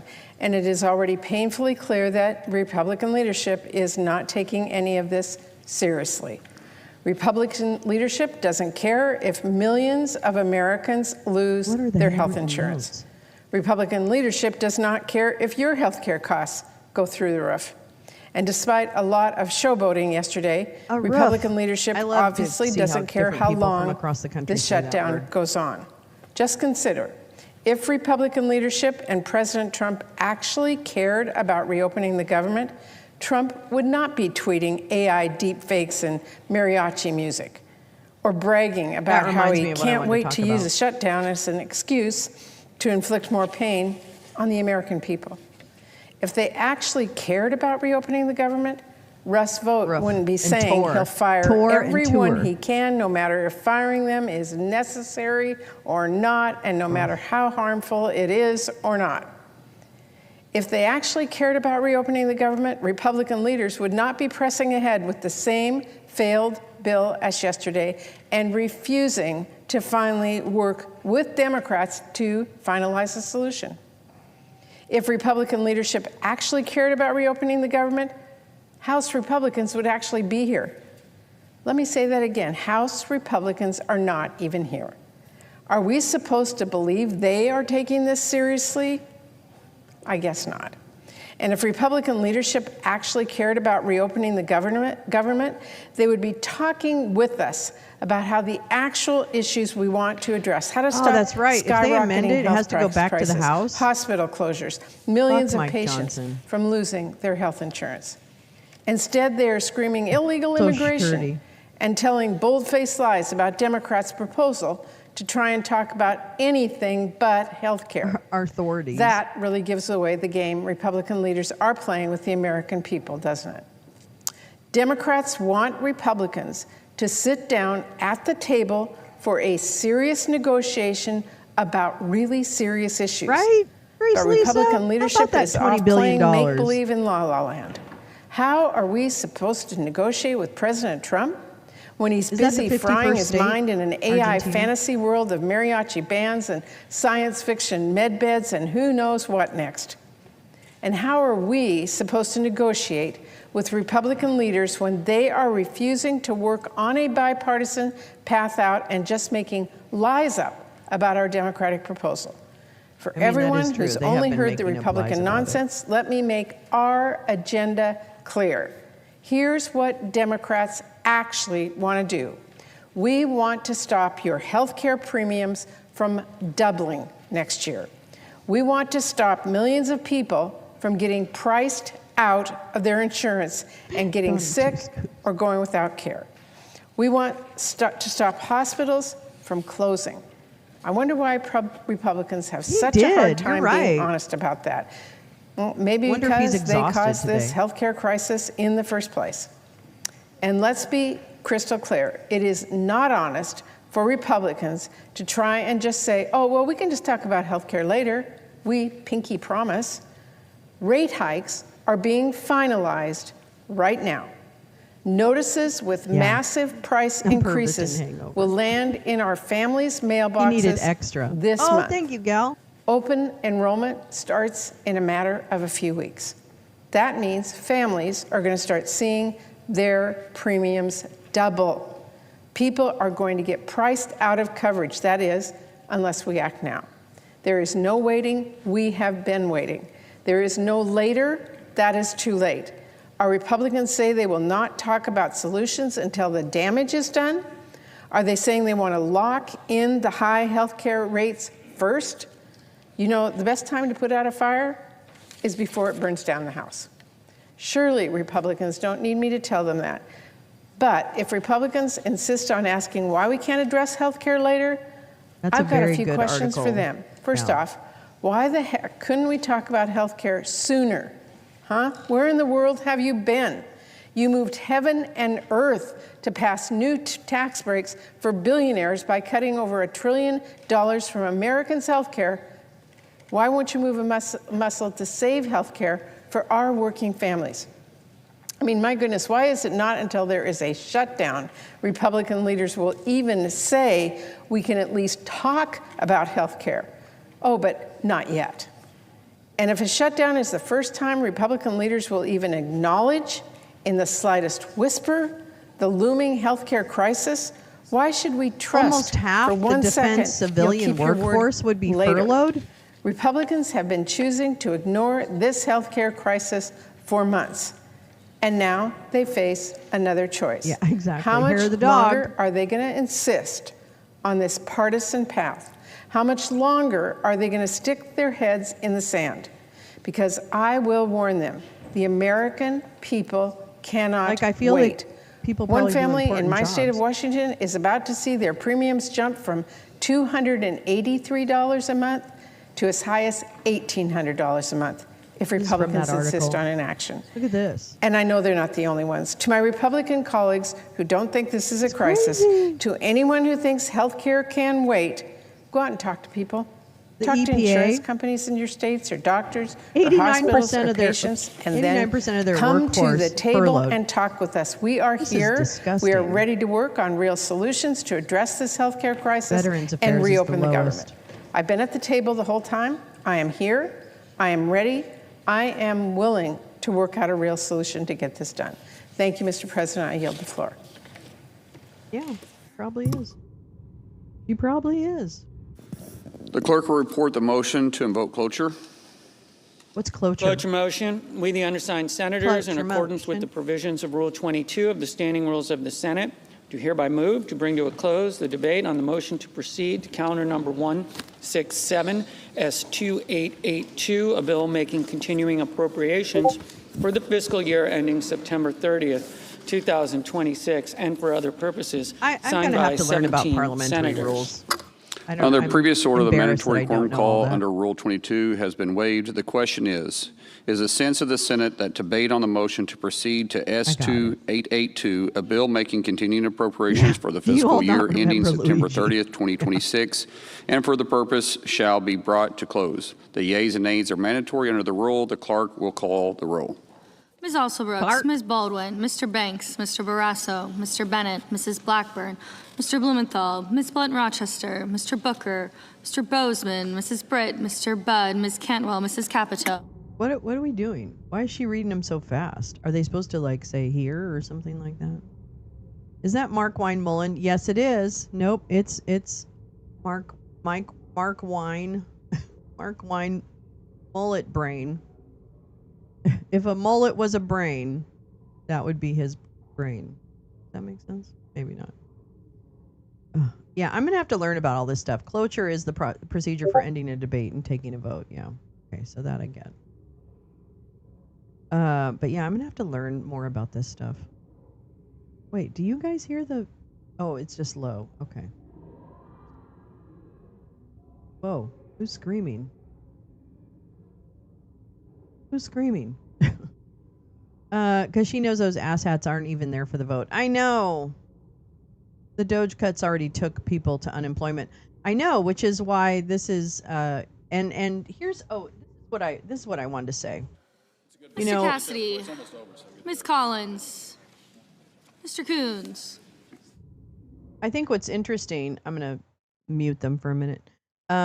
What's interesting is that what Dump said yesterday when he was in the, with all the brainworm bobbies and Marty, My favorite. Marty! That's from It's a Wonderful Life, by the way.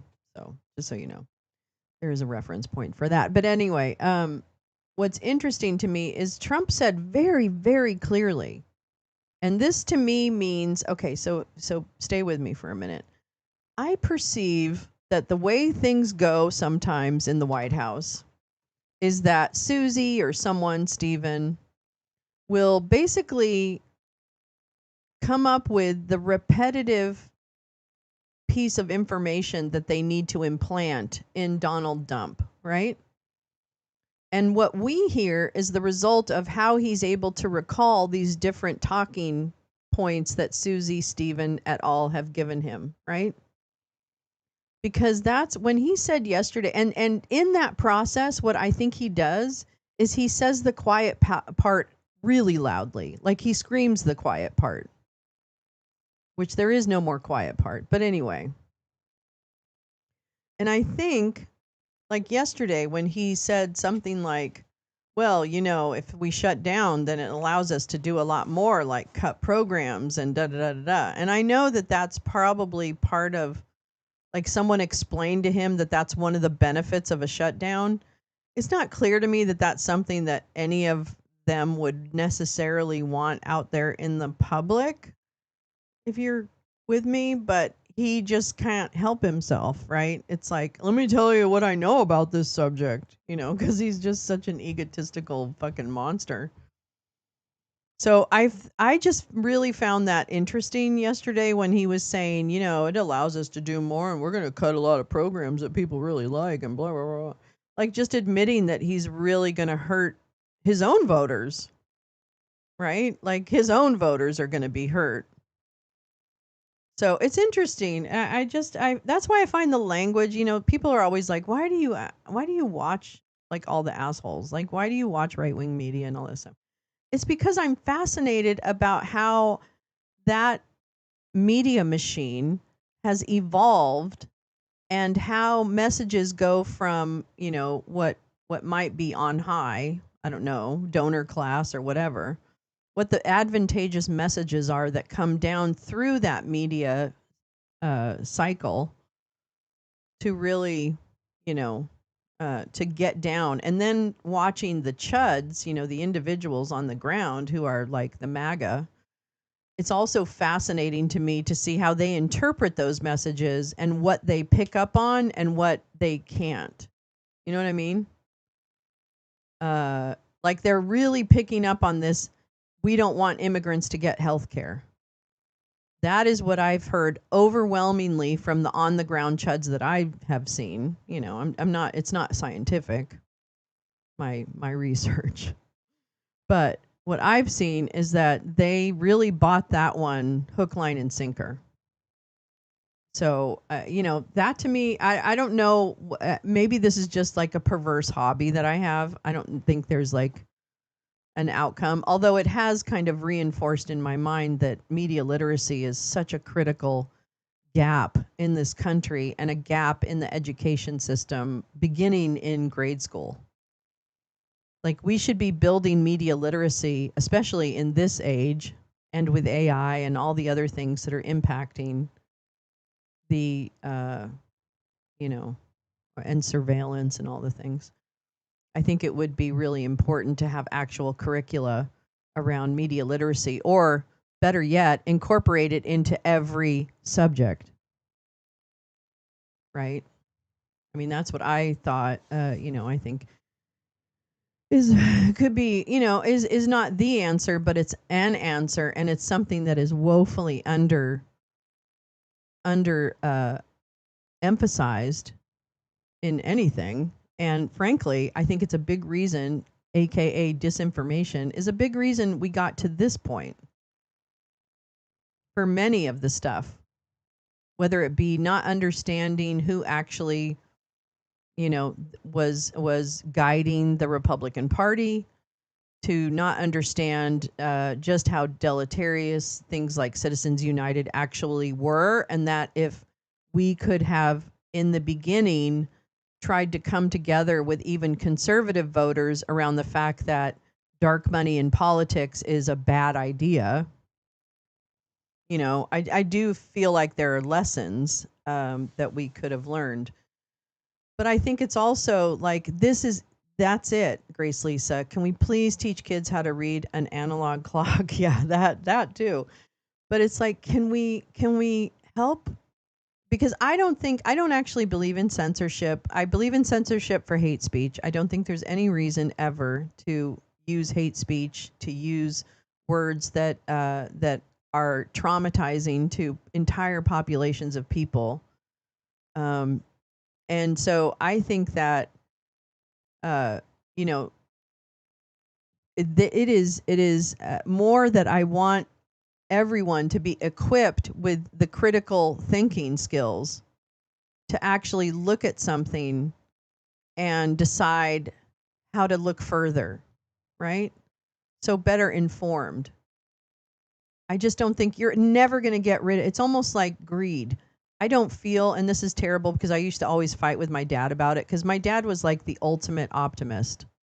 Like, he's like, I believe in the goodness of humans, right? That was his lesson from being a prisoner of war in World War II, is that he took away that he got to know his enemy. He got to know his enemy, and it changed him forever in terms of being a peace activist his entire life after that. So, and I would always be like, Dad, there's always going to be evil people. There's always going to be greed. There's always going to be corruption. There's always going to be this. And he'd be like, I just don't think that. He said, I think there's a world where there isn't that. And, you know, I didn't give him enough credit. I did near the end of his life. We had really good conversations about that. But it definitely left an impact on me to try and believe that there is that one should always be working towards the better angels, I guess, or better solutions or whatever. And people are complicated, right? Like, your enemies are complicated. They're still human. You know, they still love, cry, whatever.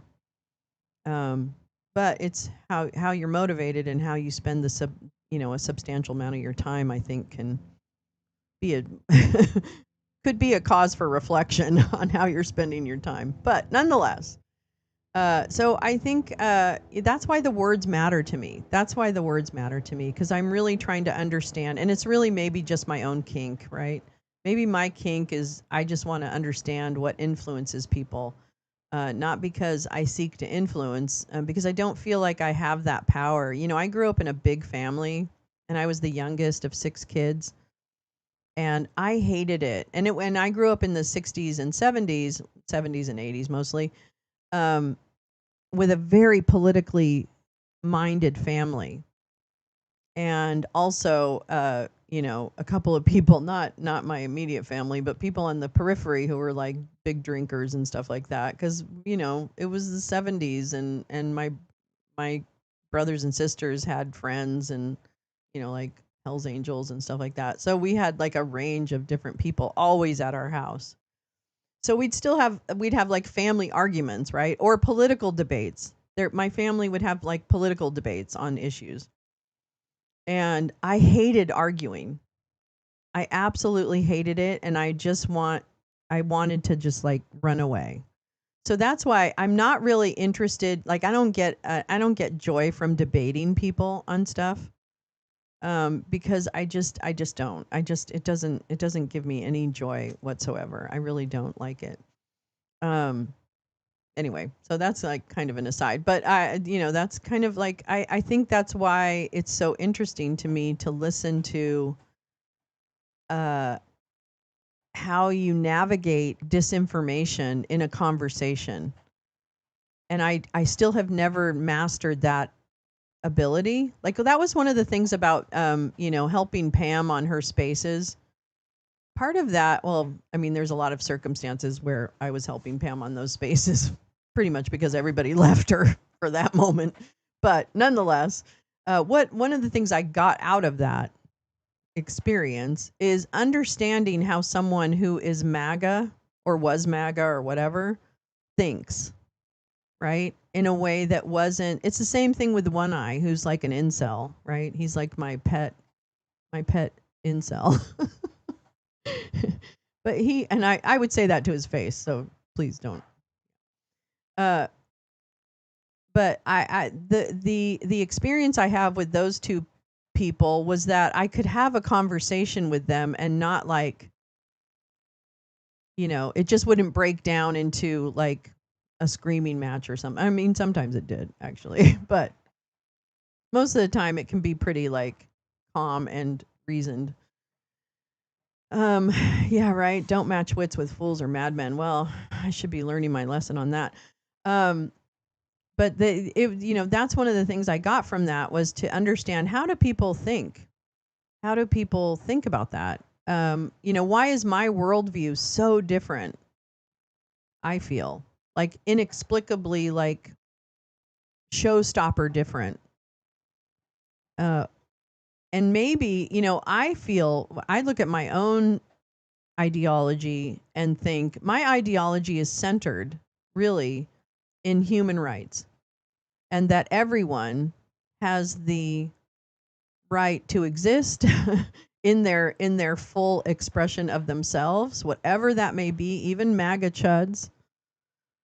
And the line is a pretty simple one in terms of when you're hurting other people, there's a line, and that's something that should be collectively adhered to. And I believe also that it is reasonable to make sacrifices, if you will, like pay taxes or something, so that other people can benefit. Because if other people are benefiting, to me, I benefit. Just like the thing with, people who are here undocumented with no documentation or whatever, illegally, whatever you want to call it. I want them to have health care. and I'm okay with taxes going to helping those people have health care, because that helps my community be healthier. And that means if I have children, they may not get sick. You know what I mean? Like I that's my ideology fundamentally. Like, it doesn't matter, right? It happens to align with Democrats in terms of a voting thing.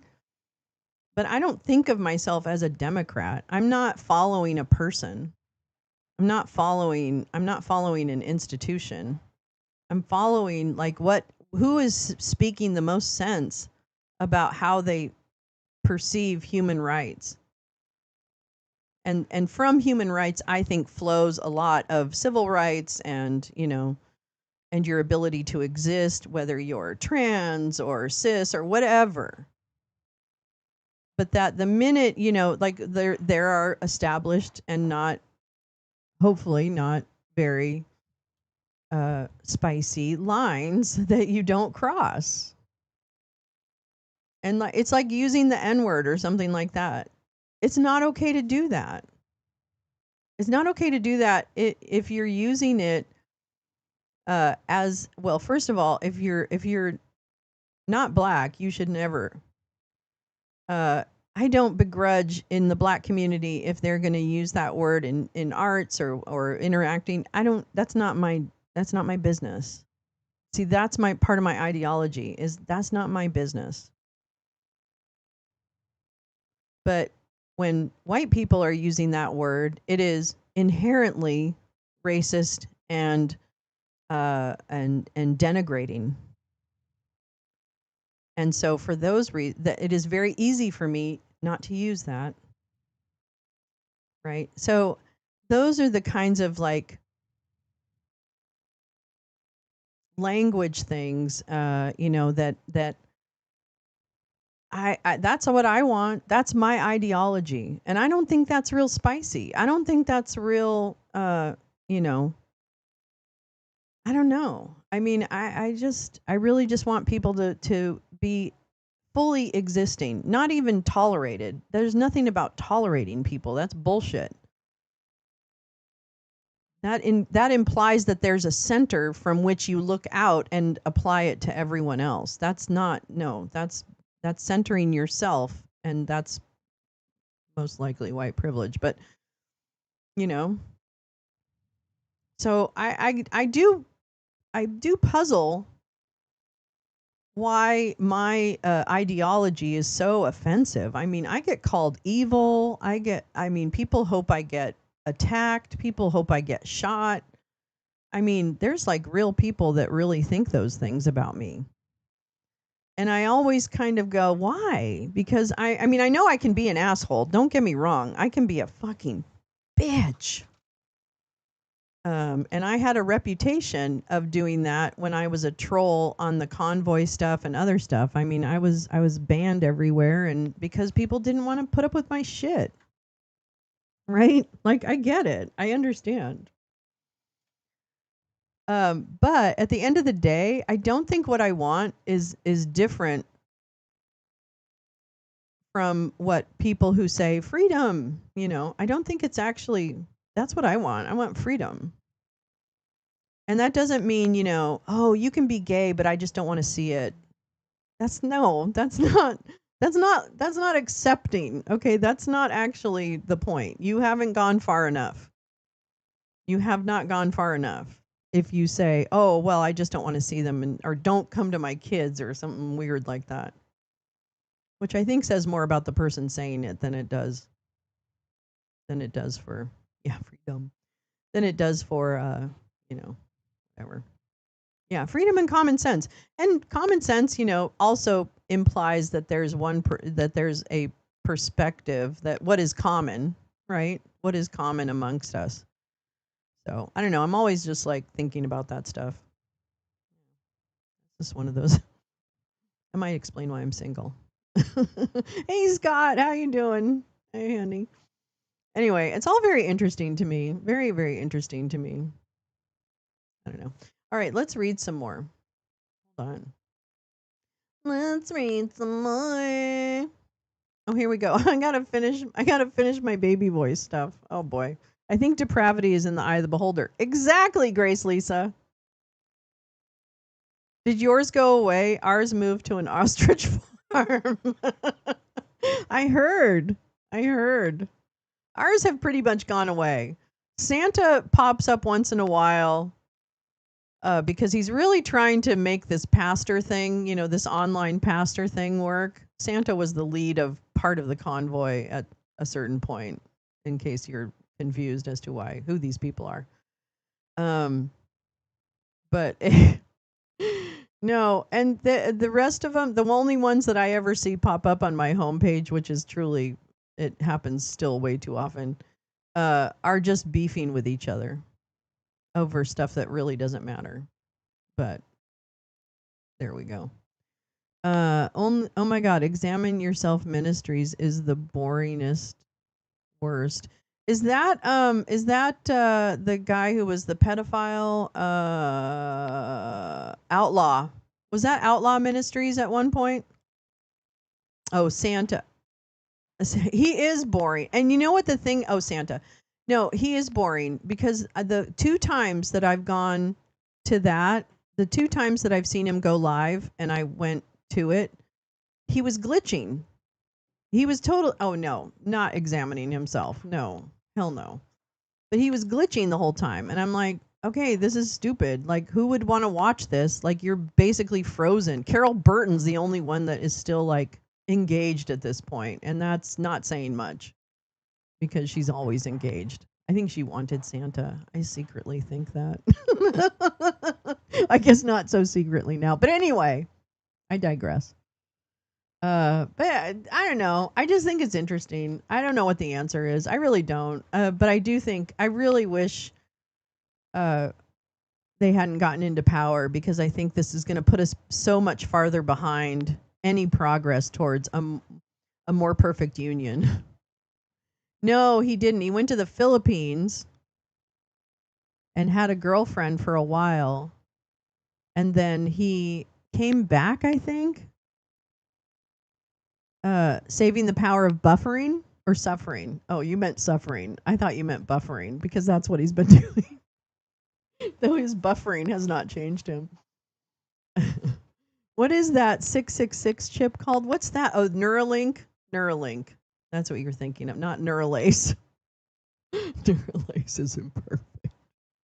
They married? Really? He married her? Is she back in this? Is she in this country now?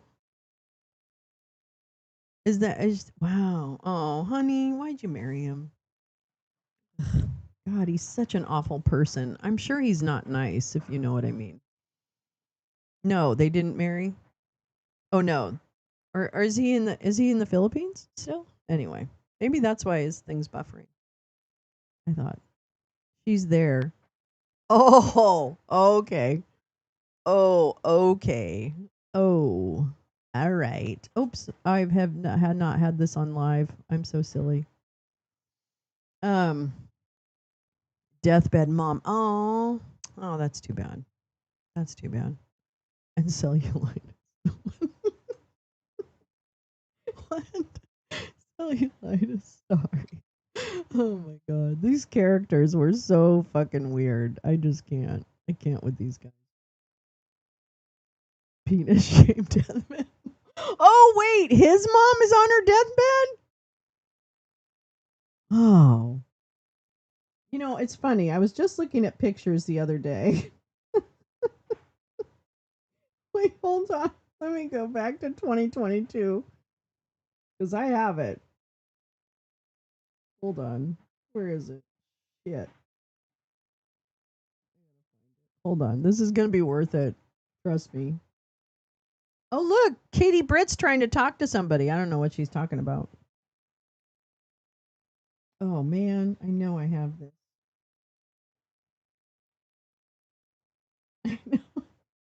Well, how about that for a memory? I bet you don't have that on your phone. Some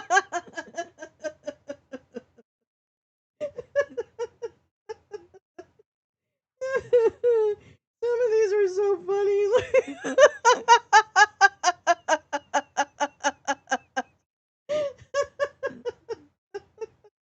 Wait, who was I looking for?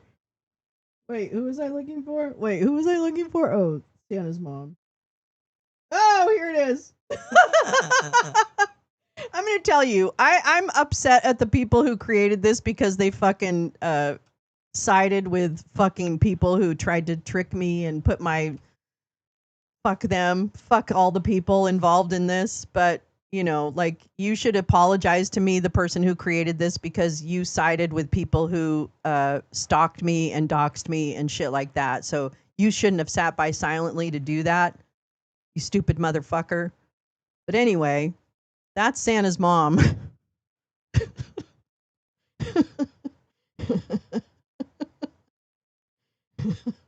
And that was a sticker that was made about her. But anyway, I know. No, I did not make that. No, someone else did. They're fucking assholes. They're all assholes. Oh, that was Hippie Mama, who was the wife of one of the convoy guys. Well, I guess they're getting divorced or something. Or were they ever married? I don't know. Maybe they just were boyfriend and girlfriend. They had a baby. Anyway, she has a,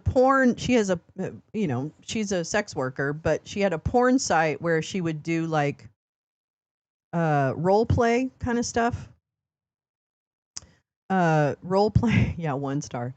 Role play and with like father-daughter kind of stuff. It was weird.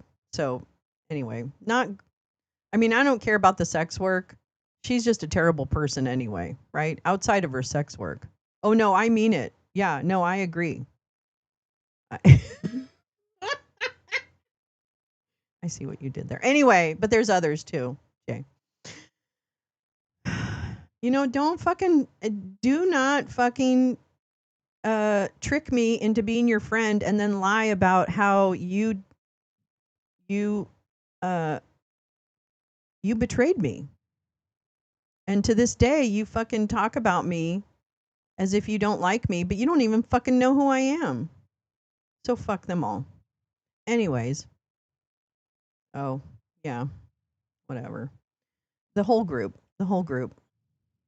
They need to fucking get their heads out of their ass. Anyways, I have led an interesting online life. Not a great one. On on her first erratic encounter. Oh, yes, Hippie Mama is now born again, I think. She is doing like Bible study on her live streams. But anyway, I know it's a whole group of people. I need to finish that podcast, actually. I started a podcast and then Don't Go to the Show passed, and it really threw me off in terms of projects. I need to get back to that podcast and do it, the Con Pod, because I think it might be interesting. It'd be good just to kind of get it down. Probably done for sticker business. Probably. Anyways, I don't know. Little people, little minds. Let's do this and let's do that. Okay, baby voice. My favorite word in the English dictionary is the word tariff. And people thought that was strange. And the fake news came over and they really hit me hard on it. It's. You know what's funny is this is his speech. It would be absurd, but it's actually his speech. And the fake news came out. J-Rance, you need to stop it. You are very, very... It's still your third super chat. Isn't that funny when it says that? I should read it from beginning for easy clipping. Oh, yeah. Okay, I will. Okay, I'm going to play your song after, Jay. Okay, because I'm going to do this. Okay, it's clippable. Entire military. From your favorite president, Donald Trump.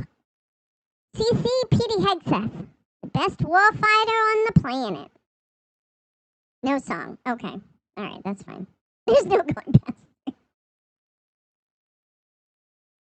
Petey Hegseth, my favorite warfighter. Subject, we the warfighter ethos. War's very strange. You never know what's going to happen with war.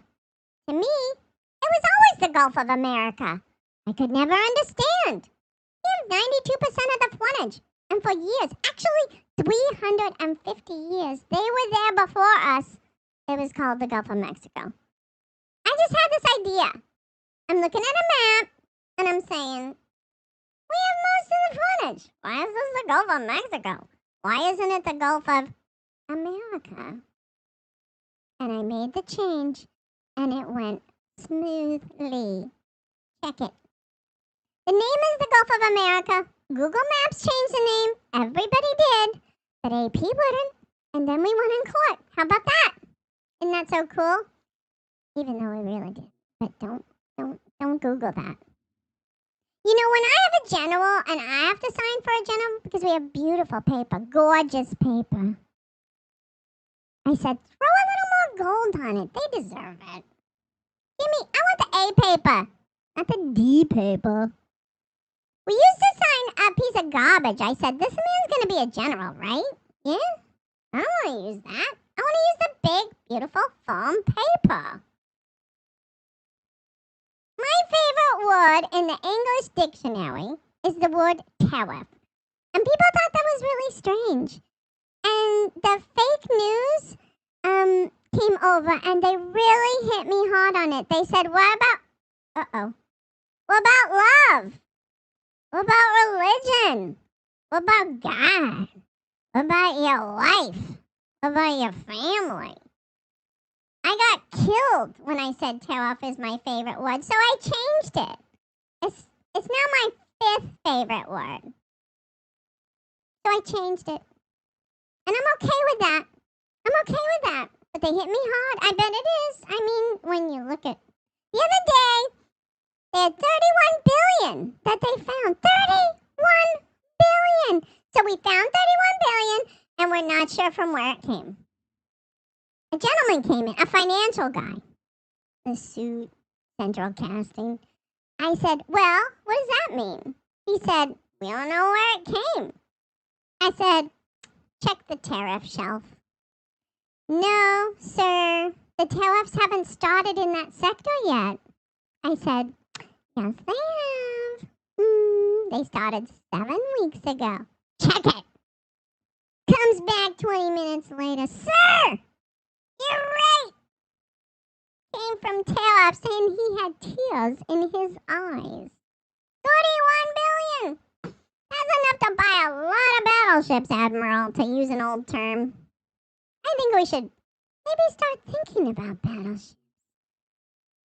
I'm an aesthetic person, and I'm not a fan of some of the ships you do. I'm a very aesthetic person. And I don't like some of the ships you're doing aesthetically. They say, oh, it's stealth. I say, that's not stealth.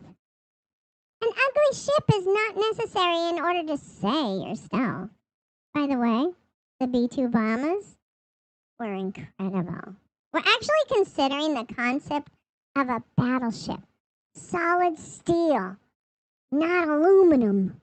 I'm sort of open to it. We were not respected with Biden. They looked at him falling downstairs every day. Every day, the guy's falling downstairs. Said, it's not our president. We can't have it. I'm very careful, when I walk downstairs. Like, I'm on stairs. Like these stairs. I walk very slowly. Nobody has to set a record. Just try not to fall because it doesn't work out well. A few of our presidents have fallen and it became part of their legacy. You don't want that. You walk nice and easy. You don't have to set any record. My mommy told me that. Be cool. Be cool when you walk down, but don't bop down the stairs. So one thing with Obama, I had zero respect for him as a president, by the way, but he would bop down those stairs. I'd never say da da da da da da ba ba ba ba da da da da da. He'd go down the stairs, wouldn't hold on. I said, it's great. I don't want to do it. I guess I could do it, but eventually some bad things are gonna happen, and it only takes once. But he did a lousy job as a president. We will fight, fight, fight, and we will win, win, win. Delete, mark as spam. Click here to unsubscribe. DJT, so much falling. That is really good. I love that. I love them. Oh my God. That's hilarious. Let's see. Are you saying anything? No, you guys are just talking. Although there's more of them in the room now. All right, let's see. What else do I have for you guys?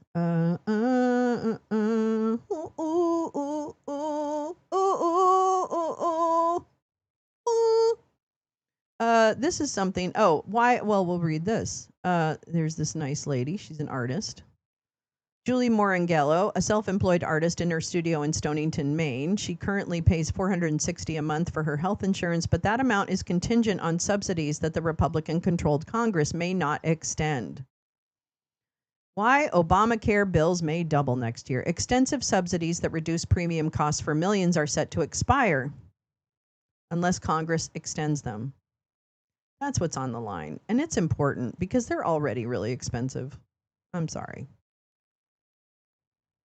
In Dump admitting he would eventually fall down a flight of stairs. Exactly. You know what else has a hard time walking down a stoop or slope or stairs? Robots. Is he a robot? Is he AI? Downstairs, up escalators. I know. He's had a bad week with inclines and declines. So yeah, you had a vision of that. All right, let's read about Julie. Earlier this month, Julie Morangello, an artist in, I'm sorry if I don't say that right, an artist in rural Maine, received a notice that her healthcare premiums could nearly double next year. She now pays $460 a month for her Obamacare plan, but that amount is contingent on government subsidies that the Republican-controlled Congress may not extend. She now, where am I? I don't know what we're going to do, Ms. Morangello, 58, said. Her insurance also covers her 14-year-old daughter, and foregoing a plan altogether isn't an option because Ms. Morangello has a history of cancer and needs continuing care. Similar sticker shock may await millions of Americans who must start to sign up for coverage in November. The vast majority of people enrolled in plans under the Affordable Care Act receive additional federal tax credits that were first expanded by Joe Biden and Congress in 2021. Those subsidies, set to expire at the end of this year, are now the subject of a standoff between Democratic and Republican lawmakers. Democratic leaders in both the House and the Senate have demanded an extension in exchange for their support of a government spending bill that must pass by the end of this month to prevent a government shutdown. Oops. Republican leaders have cited the high cost of subsidies, estimating at about $350 billion over 10 years, and potential fraud in enrollments for the program. And they have balked at attaching an extension onto this month's short-term spending bill. But many individual Republican lawmakers have expressed a willingness to extending the funding in some form, acknowledging that its disappearance would hurt their constituents before the midterm elections. If a deal is not struck, more than 20 million Americans will face higher insurance premiums next year. The Senate was unable to pass any version of the spending bill last week, increasing the risk of a government shutdown, which has happened now. Over the issue. The consequences are potentially pretty dire for the 24 million people in the marketplaces whose costs are going to skyrocket, said Drew Altman, the chief executive of KFF, which is the Kaiser Family Foundation, a nonpartisan health research group. KFF has estimated that Americans' share of premiums could increase by an average of more than 75%. About 2 million people are expected to lose their coverage next year if the extra funding expires, according to estimates from the Congressional Budget Office. And the number is expected to grow over the next decade. The generous credits now apply to more people and cover more of the cost of premiums than before the pandemic. At the low end of the income scale, individuals now pay nothing in premiums for plans with low deductibles. The extra subsidies also helped higher earners, like a family of 4 earning more than $160,000 a year, for the first time. Reductions in the subsidies could have effects that cascade overall into the overall markets. Coupled with other changes made by Congress and the Trump administration, the number of people with ACA plans could eventually decline by roughly half. Oh my God.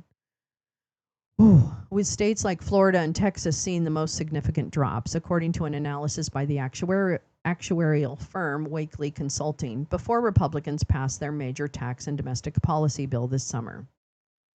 Such good polling for a chicken restaurant. Someone intelligent needs to come up with a robot wolf battery remover. What? KFC. The Kentucky Fried Chicken of family foundations. But the mashed potatoes are not good. What? What are you looking at? What's a wolf battery? Okay, never mind. I'll catch up later. Actuaries expect that people with continuing medical needs, like Ms. Morangello, will be more likely to stay enrolled despite the higher costs, while younger, healthier people may be more likely to drop coverage. I know, robot wolf. Health insurers are watching warily, and most have increased rates to account for the anticipated flight of healthy customers. I really am interested to see what premiums. I have not heard from my insurance company yet. According to an analysis by KFF of company filings, insurers are increasing premiums by around 4 percentage points on average. I bet you that's actually much higher. When I used to run a cost center, my insurance costs every year would go up at least 10%. Like, right? Like, I really don't. Don't you just believe? Oh my God. Patrick, I love you. They're also raising prices because of increasing medical costs. Well, I mean, this is to me like one of the core issues is that the cost of healthcare has just been absolutely ridiculous. I know the ad is making him look like he's wearing.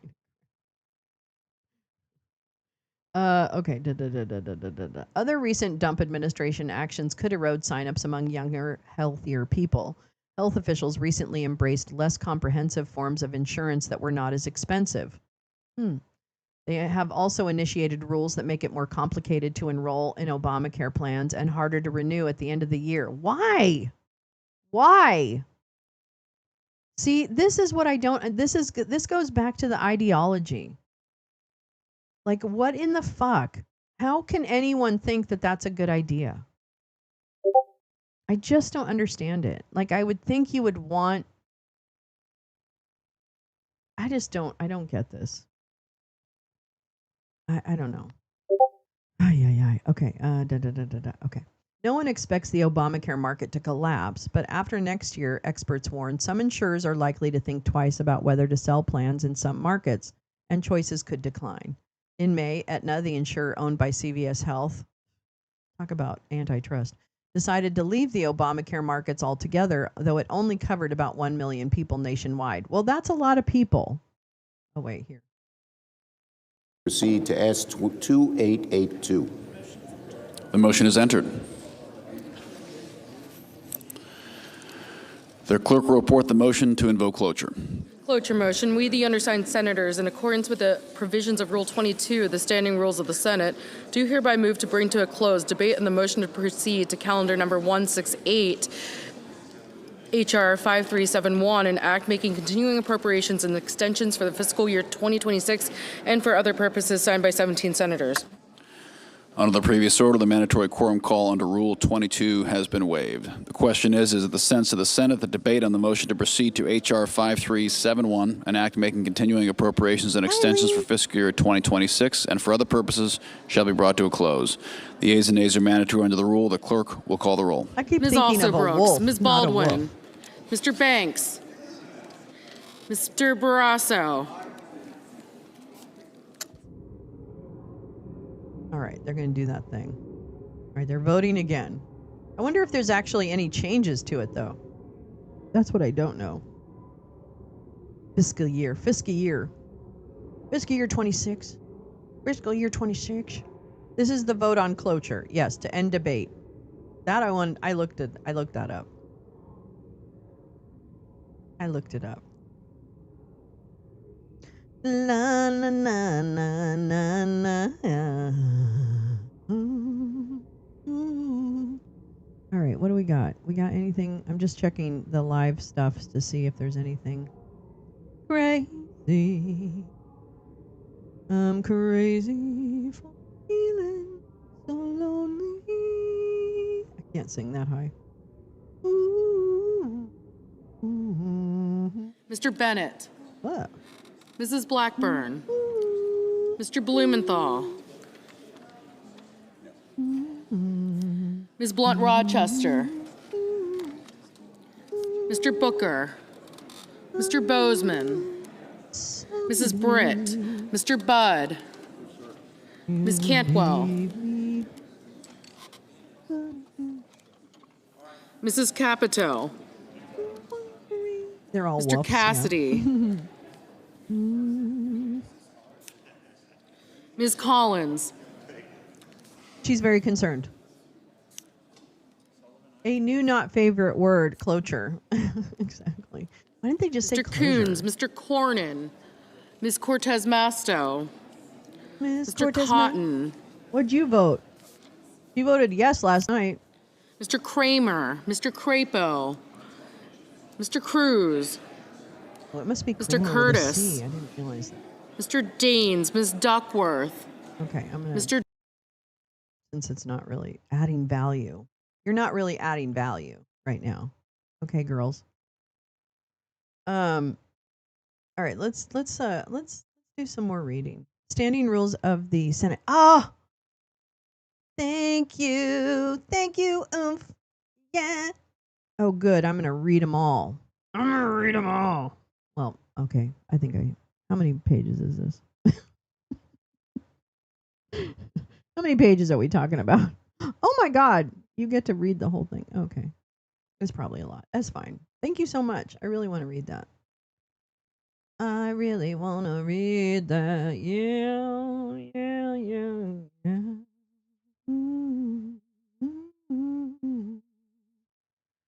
Oh, there's so many stupid people on the internet. Yeah, yeah, yeah. So many stupid people on the internet.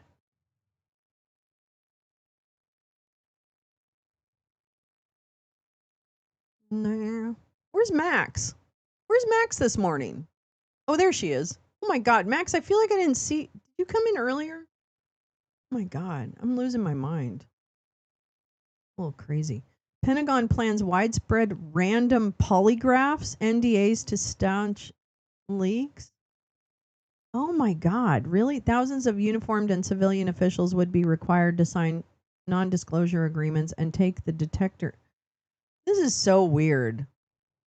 Thousands who are not already, yeah. Fulsome, feckless. Oh, those are two good words. I took a Benadryl last night and overslept. Okay. Well, I just wanted to make sure you were okay. That's all. I noticed you weren't. Different chat. And worse, which I have mentioned, the fixed copay for drugs is changing to a percentage of the total cost. I know. Okay, yeah, you had said that, Max.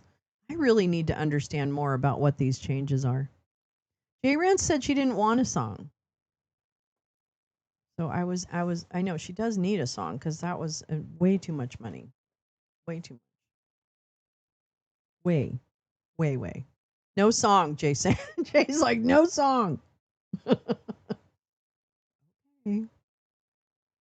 Which, by the way, I'm terrible at that. I'm terrible at that game.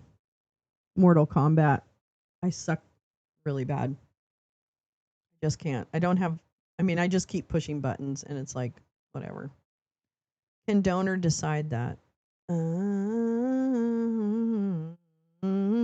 Yeah.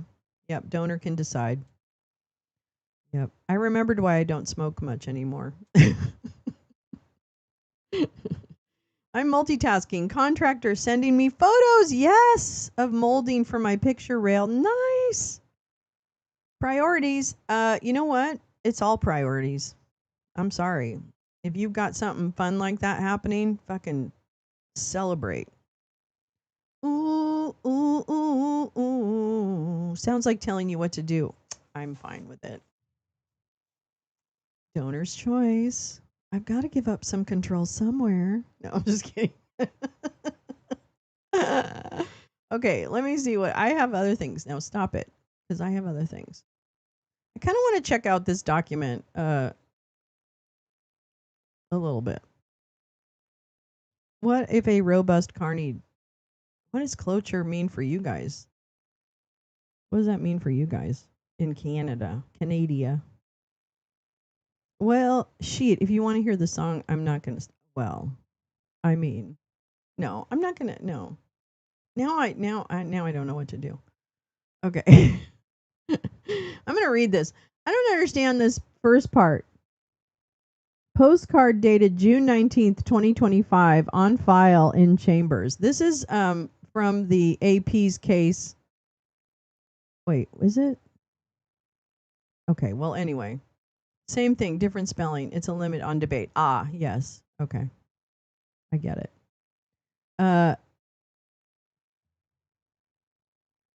June 19th, 2025. Trump has pardons and tanks. What do you have?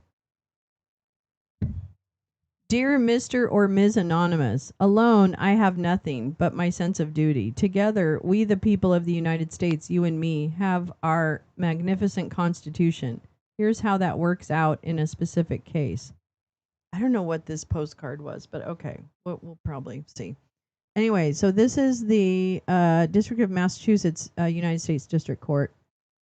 And let's see, American Association of University Professors, Harvard. Oh, this is the Harvard case. Rutgers, blah, blah, blah, versus Marco Rubio. And I think this is about the, is this about the students? Oh, this was the threat the judge received. Ah, thank you. Wow, I'm pretty dumb. I guess I should have a little better media literacy on this, shouldn't I? I just thought this was great, so I wanted to read it.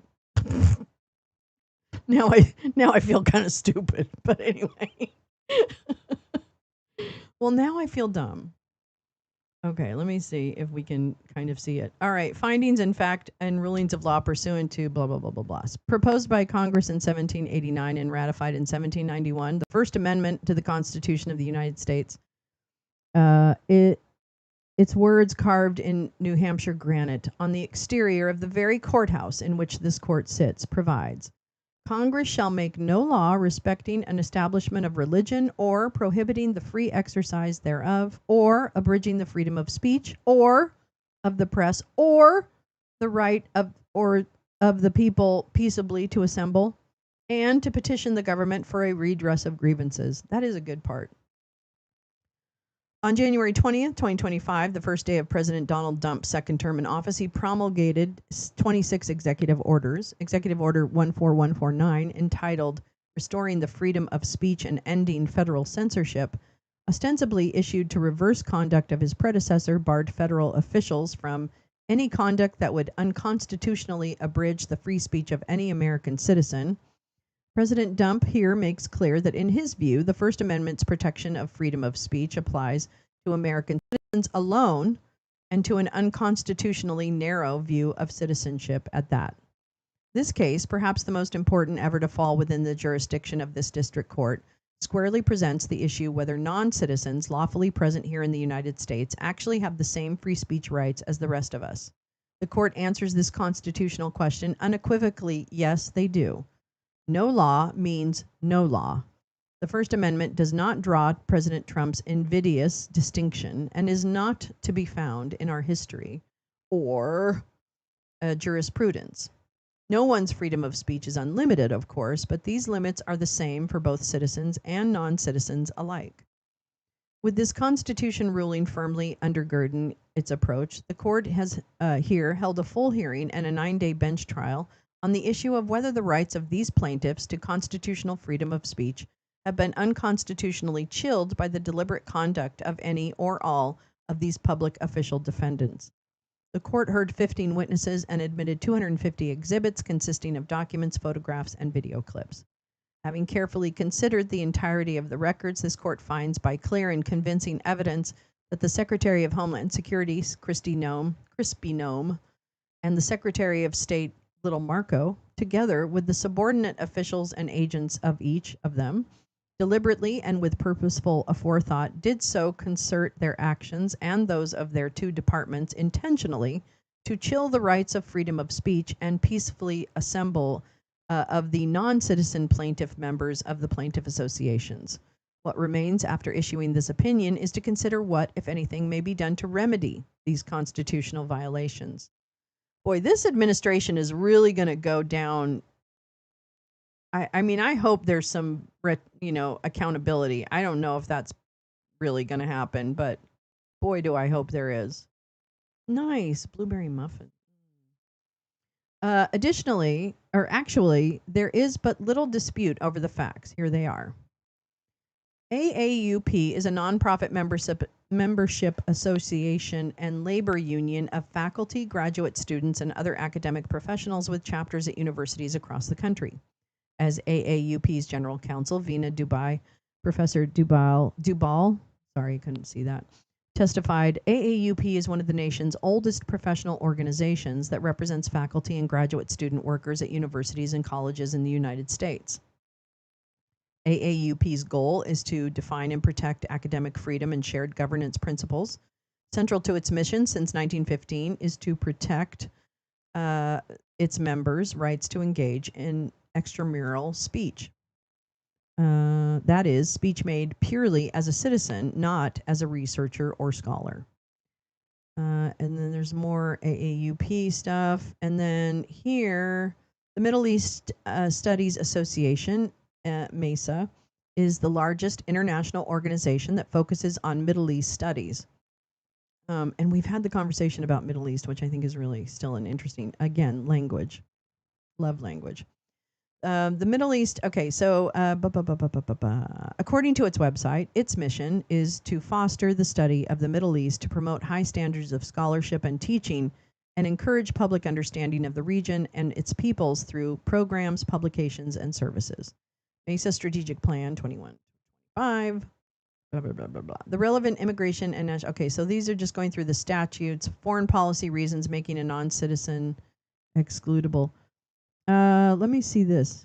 For non-citizens attempting to gain entry. Okay, so it's definitions. Hold on. Foreign policy reasons making us deportable. Okay, here, this might be interesting. For non-citizens already present in the United States pursuant to 8 U.S. Code, blah, blah, blah, blah, blah.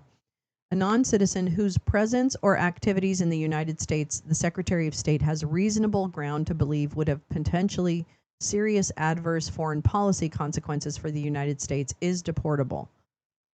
INA incorporates the same exception from blah, blah. That is, while a non-citizen present in the United States is generally not deportable on account of the non-citizen's past, current, or expected beliefs, statements, or associations, if such beliefs, statements, or associations would be lawful within the United States, that non-citizen may be removed, quote, if the Secretary of State personally determines that the non-citizen's admission would comprise a compelling United States foreign policy interest. That seems awfully loose. Essentially, INA and INA, these exceptions place profound but narrow exclusion and deportability classification power solely with the Secretary of State. That seems like really a bad idea. Visa revocations. With respect to a non-citizen visa holder pursuant to blah, blah, blah, after the issuance of the visa or other documentation to any alien, the consular officer or Secretary of State may, at any time, in his discretion, revoke such visas or other documentation. Wow, these are really wide powers. That seems really not right. Discretion is guided by Chapter 9 of the Foreign Affairs Manual, consular guidance through cables, emails, and webinars distributed, blah, blah, blah.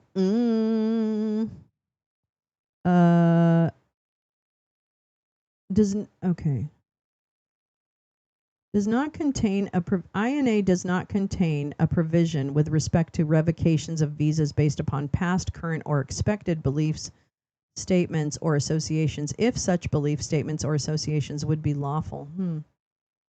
The Department of State is charged with, among other things, determining whether and on what conditions non-citizens are admitted to and permitted to retain status to remain in the United States.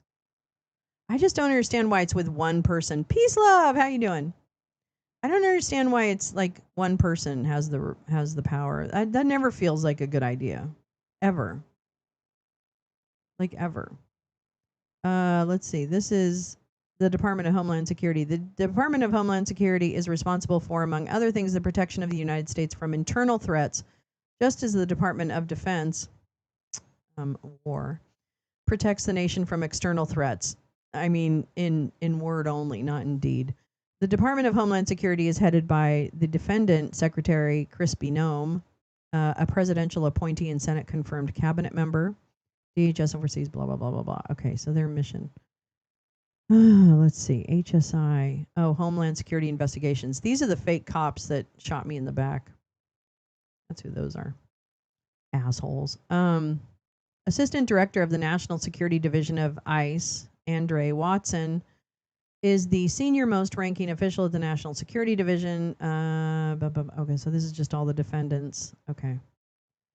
The process of initiation of removal of a non-citizen. Okay.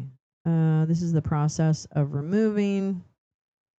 Timeline of relevant events. Former President Biden's Secretary of Homeland Security, Mayorkas, implements a written policy banning consideration of exercise of First Amendment rights in enforcement of INA.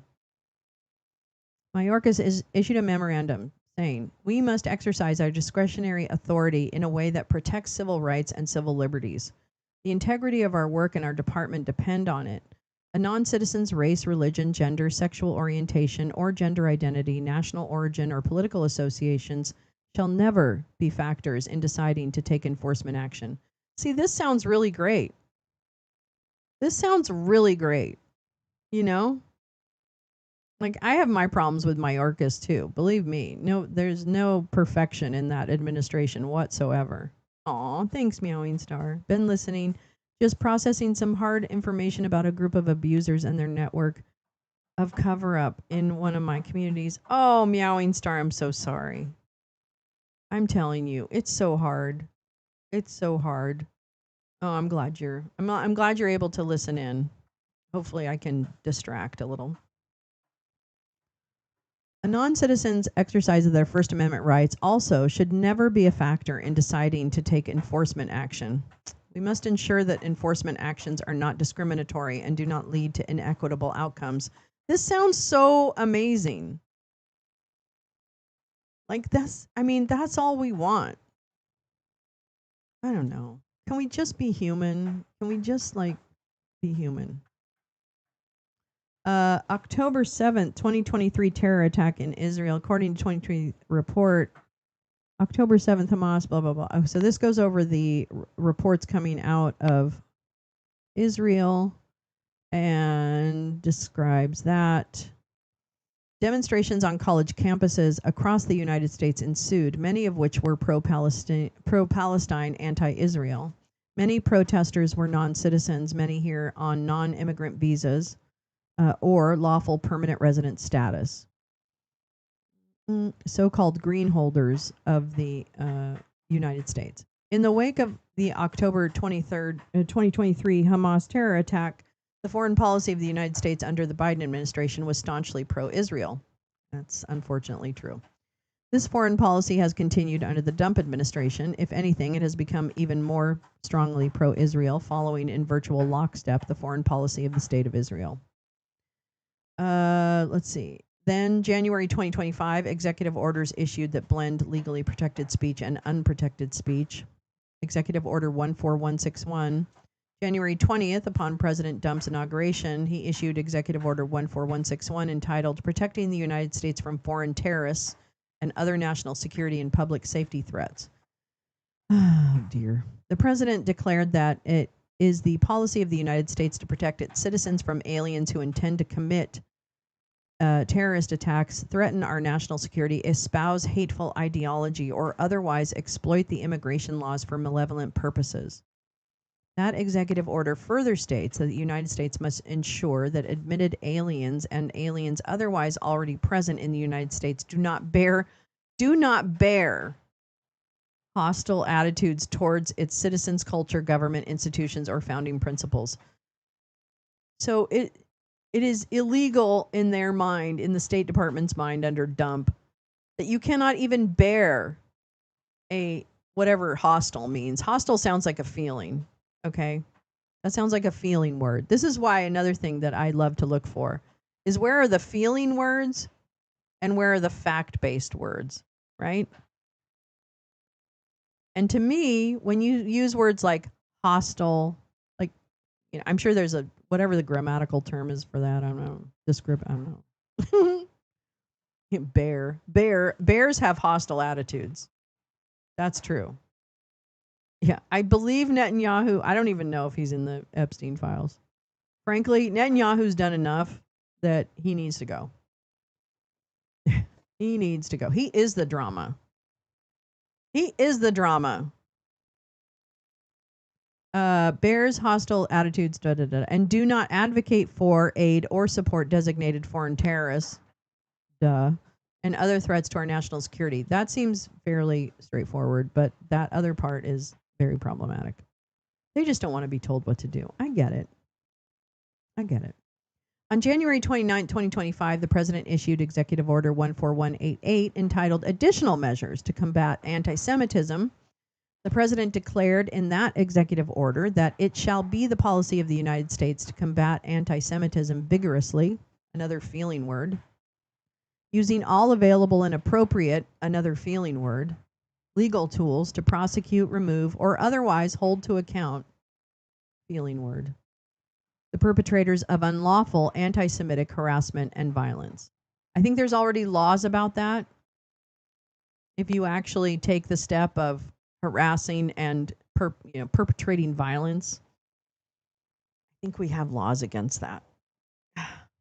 That executive order reaffirmed an earlier executive order and directs additional measures to advance the policy thereof in the wake of the Hamas terrorist attacks of October 7th against the people of Israel. According to the president, the attacks unleashed an unprecedented wave of vile anti-Semitic discrimination, vandalism, and violence against our citizens. Well, again, those are a lot of feelings, and there was, some facts. That's usually how feelings are. There's some fact in there. What a mess. The president ordered that within 60 days, the head of each executive department or agency was to submit a report to the president identifying all civil and criminal authorities or actions within the jurisdiction of that agency beyond those already implemented under Executive Order 13989 or 899 that might be used to curb or combat anti-Semitism, and containing an inventory and analysis of all pending administrative complaints as of the date of the report against or involving institutions of higher education. alleging civil rights violations related to or arising from post-October 7th anti-Semitism, which is very interesting because I'm sure there are anti-Semites within the population of protesters. I have no doubt, because people, again, are complex and they come to movements for different reasons. So I have no doubt in my mind that is possible. But the bottom line is that this was a movement to stop what is now a genocide and ethnic cleansing of a region, without much hope that that's actually going to be rectified, despite the 21-point plan. Yeah, it is. Yeah, X is a variable. Yeah, that's a really good point. The orders memos that examine your authorities for more levers that can be applied to X. Not a machine for mass information radicalization. Yeah. So it's hypocritical at least, and fascist at worst. So there you go. A lot of feelings. Everybody's got feelings. Everyone has a lot of feelings. We don't. We we don't want anti-Semitism. Also, we need to stop the globalists, and there's a bunch of dog whistles in there. Just to let you know. So we are anti-Semitic, but don't be anti-Semitic in front of our donors, please. Thank you. AIPAC, looking at you. Crazy. Okay, so let's see what else we get. What else do we glean from this court finding that is interesting? Make sure I have a key in on this. Yeah. Let's see. That's a fact sheet. Let's see. To all the resident aliens. Okay. Let me see if I can go down and get to the meat of the matter. Let me see what I've got here. Because I'll link this document in the description so you can read it at length, but I want to make sure that I use the best of our time, or our time in the best way. Okay, so this is all of the details, the facts of the case, about the arrests that were made, Khalil, other people.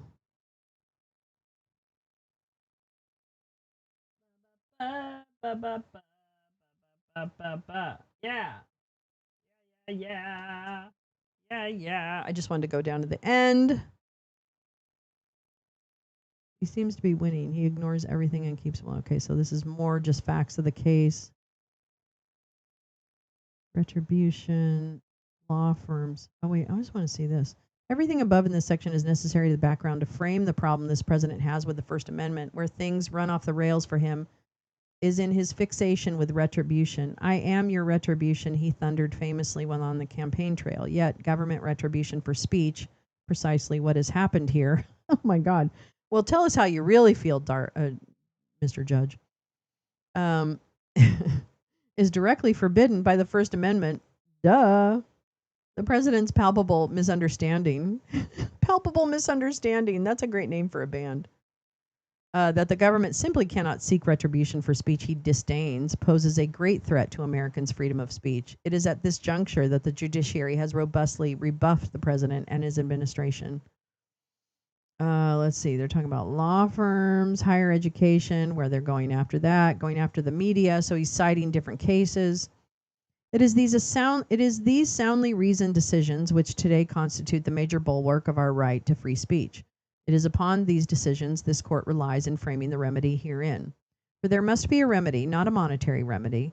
In light of all the considerations just discussed, it will not do simply to order the public officials to cease and desist in the future.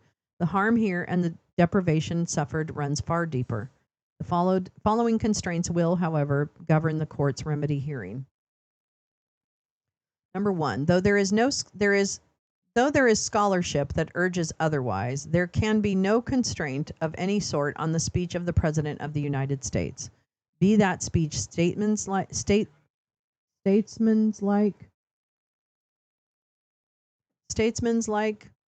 where am I? Magnanimous and unifying, or foolish and knavish. Knavish. Oh my God. I just got tingly. I love that word. He's such a knave. Oh my God, I love that. I haven't heard that word in so long.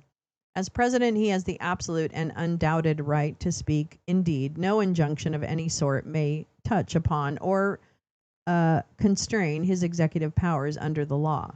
Such purported order would violate the separation of powers. This court has no jurisdiction of a bill to enjoin the president in the performance of his official duties. Number 2, while the remaining defendant public officials here are subject to an injunctive order, any such order must necessarily be limited. Pre-speech injunctive restraints can easily violate those public officials' broad speech, free speech rights that are largely unencumbered by the First Amendment. When government speaks, it is not barred by the free speech clause from determining the content of what it says. That freedom is in part reflects the fact that it is the democratic electoral process that first and foremost provides a check on government speech. Oh, that's interesting. I didn't realize that was like the perspective of a court. Thus, government statements and government actions and programs that take the form of speech do not normally trigger the First Amendment rules designed to protect the marketplace of ideas.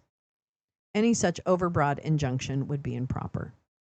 No order entered by this court shall materially interfere with the defendant public officials and their agents' abilities properly to enforce the laws passed by Congress. To this delicate task, the court will turn in the remedy phase. Why am I being so texted? Freedom is a fragile thing, and it's never more than one generation away from extinction. Oh boy, how about it? It is not ours by way of inheritance. It must be fought for and defended constantly by each generation, for it comes only once to a people. Wow. President Ronald Reagan, oh my God, inaugural address as governor. Who wrote that for him?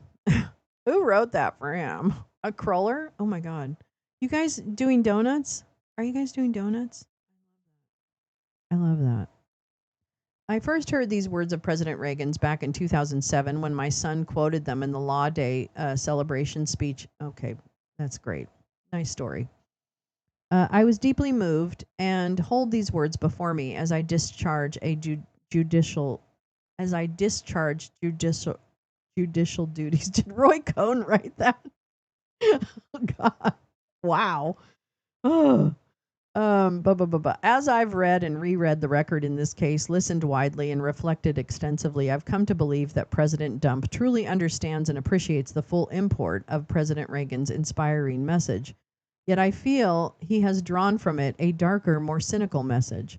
I fear President Dump believes the American people are so divided that today they will not stand up, fight for, and defend our most precious constitutional values, so long as they are lulled into thinking their own personal interests are not effective. Is he correct? A hearing on remedy will promptly be scheduled. Let's see. I hope you found this helpful. Thanks for writing. It shows you care. You should. Sincerely and respectfully. Oh, this is Bill Young. Is that that's the judge?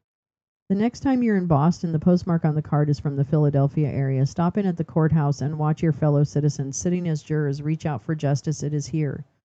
And in courthouses just like this one, both state and federal, spread throughout our land, that our Constitution is most vibrantly alive. For this is as well said that where a jury sits, there burns the lamp of liberty.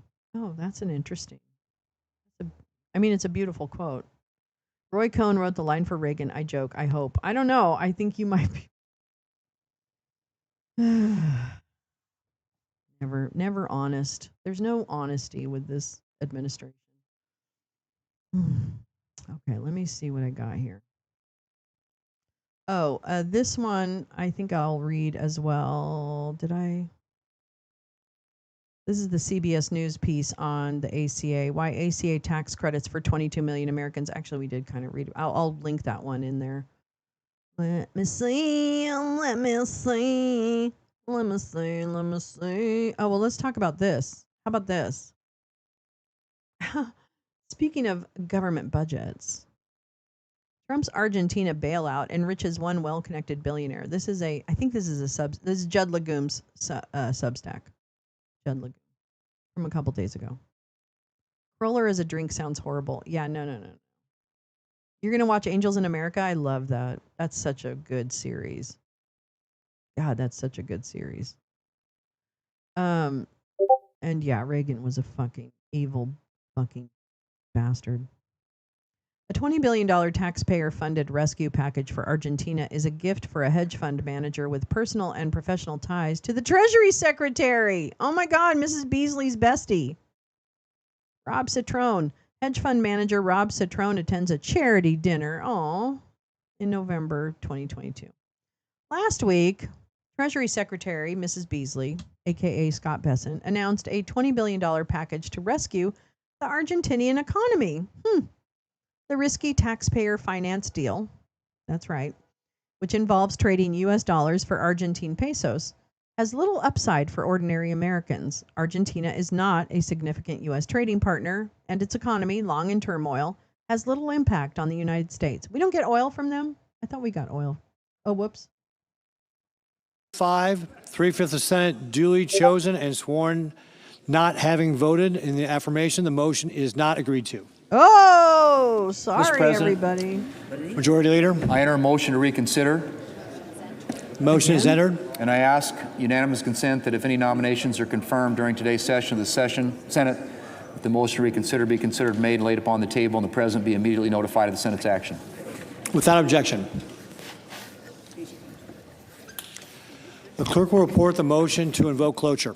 Cloture motion. We, the undersigned senators, in accordance with the provisions of Rule 22 of the Standing Rules of the Senate, do hereby move to bring to a close debate on the nomination of Hung Cao of Virginia to be Undersecretary of the Navy, signed by 17 senators. Under the previous order, the mandatory quorum call under Rule 22 has been waived. The question is it the sense of the Senate that the debate on the nomination of Hung Cao of Virginia to be Undersecretary of the Navy shall be brought to a close? The yeas and nays are mandatory under the rule. The clerk will call the roll. Ms. Alsobrooks. They're Ms. shoving Baldwin. down the nominations. Thank you. My coffee is robust. My coffee is robust. Okay, let's turn them down again. All right, let's go back to Argentina. Don't cry for me, Argentina. I'm sending you 20 billion. You don't have to thank me.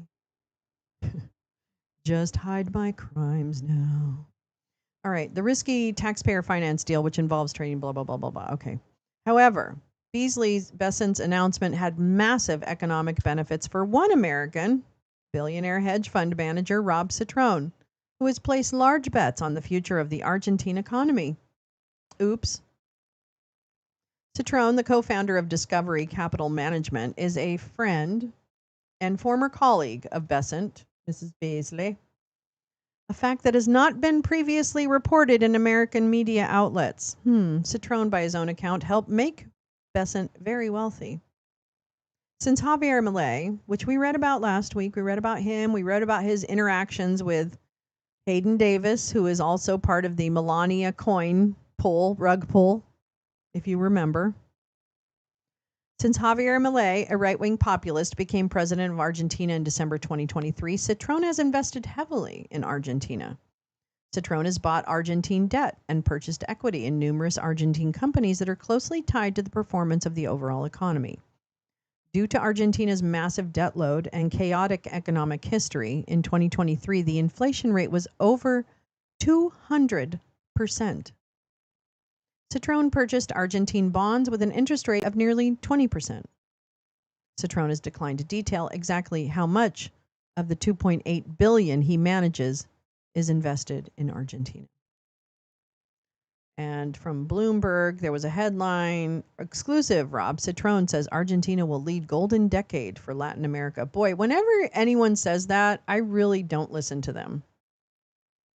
I don't know if that's common, but I stop listening when words like this come out of people's mouths, especially people who run hedge funds. There you go. In an interview with Bloomberg, Linnea, the founder of hedge fund Discovery Capital Management, revealed that he will increase his investments in Argentine assets. And why is Crispy Gnome still living in the commandment of the Coast Guard's house while the Coast Guard sits with no nominated leader? This is my new email topic to my representatives. Ooh, that's a good one, Lee. That's a good one. She's so weird. I just can't. Commandant. Yeah, I think I know it. Yeah, sorry, I didn't read that well. I can't read. Citron, who is also a minority owner of the Pittsburgh Steelers, is effectively betting on Milei's right-wing economic program, which emphasizes deregulation. Where have we heard this before? And sharply reduced government spending. So familiar. Citron viewed the probability of default as minuscule, even though Argentina has defaulted on its debts many times in the past. In the short term, this appeared to be a savvy investment. After taking office, Milei fired tens of thousands of government workers, cut spending on welfare and research, and achieved fiscal balance. See, the funny thing is we won't. We'll do all those things and still not achieve fiscal balance because someone's scraping off the top. No, not at all, Lee. Oh my God, don't you dare. Inflation was reduced to around 40%, which spurred economic growth and foreign investment. Argentina's economic rebound contributed to Discovery Capital's 52% return. Holy fuck. 52% return in 2024. That's a lot of money. Then it all came crashing down. The austerity measures slowed economic growth and unemployment spiked to nearly 8%. Millions had a harder time making ends meet after Milei reduced or eliminated subsidies for transportation, medicine, and other necessities. Gosh, where does that sound familiar? Milei's popularity slumped, leading to speculation that his party could be routed in the 2025 midterm elections, which would hamstring Milei's ability to implement his agenda. That's happening this month, I believe. This created an economic panic, with investors dumping the peso and liquidating other Argentine assets. Milei has desperately attempted to keep inflation in check. Last week, Argentina's central bank spent more than $1 billion to shore up the peso. And we read something about those efforts and what that can mean last week. If you go to the show where that is, you can find it in the description. But Argentina was running out of foreign currency. That spells trouble. That spelled trouble for Citron. Then Besant, Mrs. Beasley, and the Dump administration came to the rescue, floating a $20 billion economic package that helped stabilize the Argentine peso and functioned as a political lifeline for Milei. Is she still shacked up with Corey Lewandowski? No, I don't think so. I think that was a one night, I don't know, really, really traumatizing event. Beasley's personal and professional. Oh, wait, excuse me. This is important. Then, they floated the $20 billion economic package, blah, blah, blah. In early September, days before Beasley's announcement, Citron purchased more Argentine bonds. Interesting. Beasley's personal and professional relationship with Citron has spanned decades. In a May 14th appearance on the Goldman Sachs Exchanges podcast, Citron revealed how he delivered a financial windfall for Besant. They were both working for investor George Soros in 2013, when Citron convinced Besant and Soros to bet on the US dollar against the Japanese yen. I think there's special... Okay. Thank you. I think there's special times every 5 or 10 years when there's a really spectacular trade and investment, then when we then will concentrate in a meaningful way. 2013, the dollar yen, where we made over $1 billion long dollar yen. And in fact, we discussed it quite a bit with George, and I kind of convinced George and Scott Bessent at the time to go big in that. And Scott says I'm responsible for 75% of his bonus at Soros, kind of jokingly over that time. CE Noticias Financieras, a leading Latin American economic publication, describes Citron as a friend of the Secretary of Treasury. El Cronista, citing government sources, reported that Citron has a personal relationship as well as a past working relationship with Bessent. I thought Bessent was married to another man. I mean, I thought he had a husband. Is this an affair or okay? Well, I mean, I don't care where he has his sex, but I do care about corruption. Yeah, that I care about. Excuse me.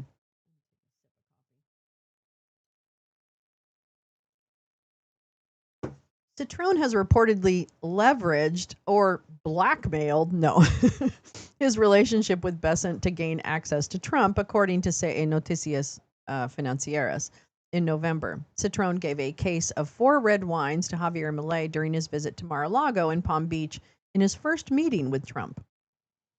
When Argentina's economy began to falter in April, it was Citron who intervened before Scott Bessent to advocate for an IMF agreement with Argentina. That's right. The International Monetary Fund helped Argentina advocate for an IMF agreement.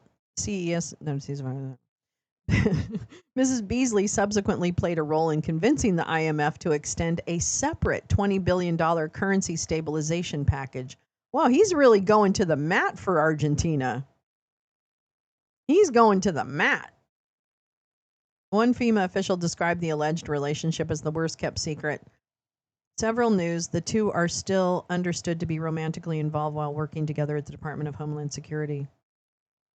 Oh, Corey and Crispy. Oh, that's kind of cute though, Corey and Crispy. Hi, Teresa. Vote is withholding $18 billion on infrastructure for New York, blaming it on DEI. It's not about DEI. It's about helping Cuomo and Mamdani. Yeah, he's trying to help Cuomo. Yeah, fuck him. Fuck him. They don't want They don't want Curtis Sliwa. I'm telling you right now, he's a clown. I don't care if he's a Republican. They probably want Cuomo because they can fucking blackmail him because he's such a fucking asshole.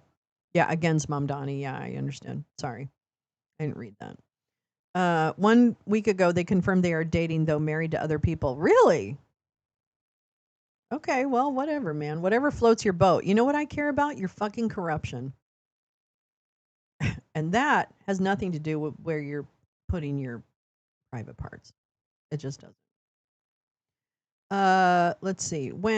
So that was that. Shortly after the IMF deal was secured, Bessent traveled to Argentina to meet with Milei and other top Argentine officials. It was an unusual choice for the Treasury Secretary's first foreign trip. Well, I think we knew when Dumpy first went to Saudi Arabia that things were bad.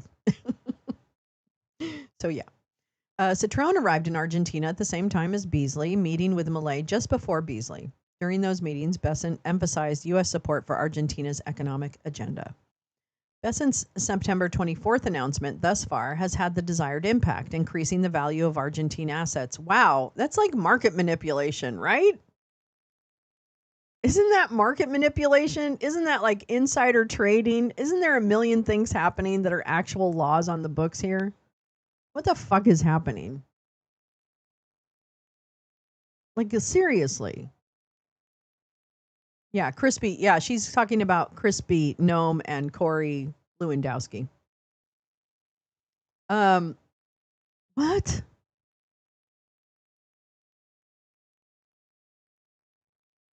They confirmed that they're dating? I don't even understand that. Okay, whatever. You know what? Whatever. Oh,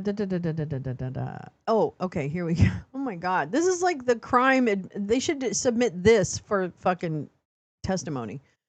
Beasley's September 24th announcement thus far has had the desired impact, increasing the value of Argentine assets, including bonds, stocks, and the peso. Quote, it has helped tremendously that the U.S. has come in to support Milei, and it will pay dividends for the U.S.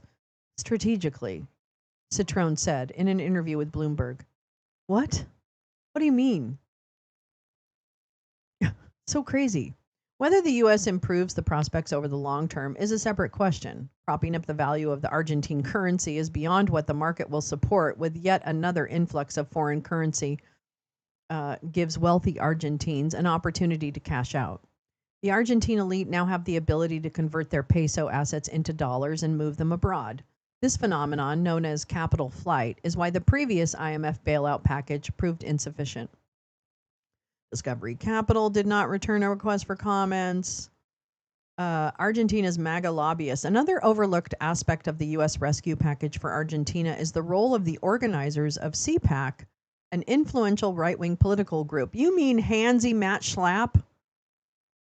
Matt Schlapp, hands in your lap? You mean that one? In November 2024, shortly after Trump's election, key CPAC officials, including Matt and Mercedes Schlapp, founded a new lobbying firm called Tactic Global. Isn't that interesting?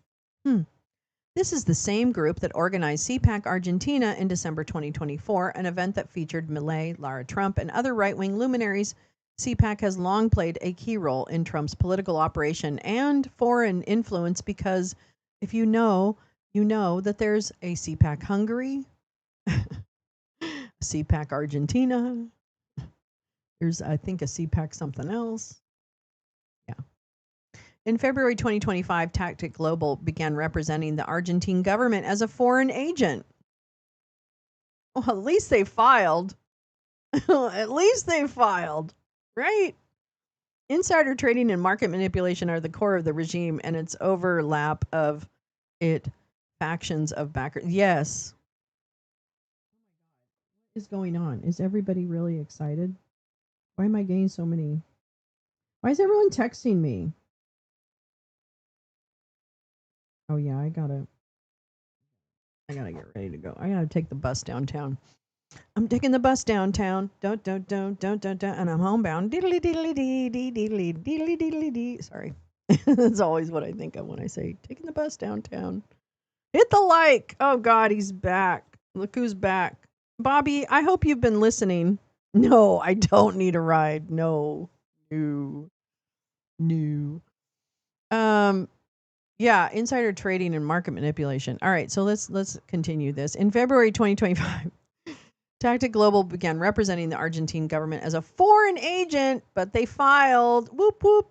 According to the filing, Tactic will serve as liaison between Presidencia de la Nación de la República Argentina and its counterparts in the U.S. Tactic will coordinate meetings between officials of the two countries and offer strategic counsel to the Secretaría de la Inteligencia del Estado. The contract specifies that Argentina pays Tactic $10,000 per month. When am I going to unblock you? I just don't take the time to unblock. I guess I could. I will. Maybe I'll do that later on today. You can talk though. I see you. Tactic Global's official name is Tactic COC because its parent company is COC Global Enterprise. Leonardo Scadorici, an Argentinian businessman and lobbyist who lives in the United States, is the chairman and CEO of COC Global Enterprise and a principal at Tactic Global. It's all in the family. In April 2025, Matt Schlapp traveled with Citrone to meet Milei and other top Argentine officials, according to news reports. They arrived together in Scadorici's private jet, a striking black Bombardier Global 5000. Also participating in the meetings was Soledad Cedro, the managing director of Tactic Global and the CEO of CPAC Latin America. Scadorici once worked for Argentine intelligence, which may explain why Tactic Global's contract was routed through the Argentine Secretariat of Intelligence. More recently, CE Noticias Financieras reported that Barry Bennett, a former Trump advisor and current Tactic Global principal, I know that name, Barry Bennett, became directly involved in securing the U.S. rescue package. I wonder where we've heard of him before. Yeah, bailing out Argentina, who has universal health care, when taking health care away from 20, or at least making it double the price, which basically cuts them out of the marketplace, of about 20 million people in our country. Yeah, makes sense. But America first, right? or second, depends. Depending. Although CPAC promotes itself as an America First organization, Tactic Global represents not only the government of Argentina, but also Kyrgyzstan and Vietnam. What? The Technate maps runs down through South America. That's right. American Technate. I think they're going to be the 51st state. How about that? After Besant announced his rescue package for Argentina last week, CPAC promoted the deal on its social media accounts, which is so unsurprising. Anyway. Oh my God. Crazy. All right. Well, it's at 3 hours and 10 minutes. I think I've taken enough of your morning. We will obviously continue to watch this. I'm going to go do my appointment, and then I'll be back this afternoon, and I'm going to check in and see what's happening. Now, I will say tonight at 5 p.m. Pacific, 8 p.m. Eastern, everything in between and outside of that, on Discord, we will be playing the second episode and final episode of the Pee Wee Herman documentary made shortly before his death. And so that's where we're going to be tonight on Discord, watching that as a special second episode situation. Very good documentary. Like, we had a very big discussion about it earlier. So really interesting documentary. So I'm really interested in seeing the rest of it tonight. And then what is tomorrow? Thursday? Oh yeah. Tomorrow I'll be live in the morning, 6:30 a.m. Pacific. Just like usual. And then we go from there. Here we go. And if something happens with this later on, I don't know. I mean, I might throw it up in Discord or whatever. We'll play it by ear. All right. Have a wonderful Wednesday. Really. Have a wonderful Wednesday. I hope your day goes smoothly. I hope my day goes smoothly. I hope your day goes smoothly. And thank you for playing our game and coming along for the ride. That's right. Any chance you can play the last half hour at 4:30? Yes, actually. I would be happy to do that. It's rent day for those who observe. It's scary. Yes, I can, Jane. I will absolutely play the last half hour of the first episode from last night at 4:30 Pacific, and I'll include that. I'll put up a social media post about it later, and I'll include that fact so as a reminder. And then I'll come in and remind people in Discord. Suspiros. What's that? I don't know what that means. What's that? Suspiros? I don't even know what that is. All right. Thank you again. Have a lovely day. I don't know. Resist. Have good media literacy. And yeah, thank you. All right. I'll see you guys later. Yeah, yeah, yeah. Oh, it means sign in Spanish. Oh, no, I'm just like losing my train of thought because I'm thinking about too many things at once. Be well, power of the people. That's right. All right. I'll see you guys later. Bye.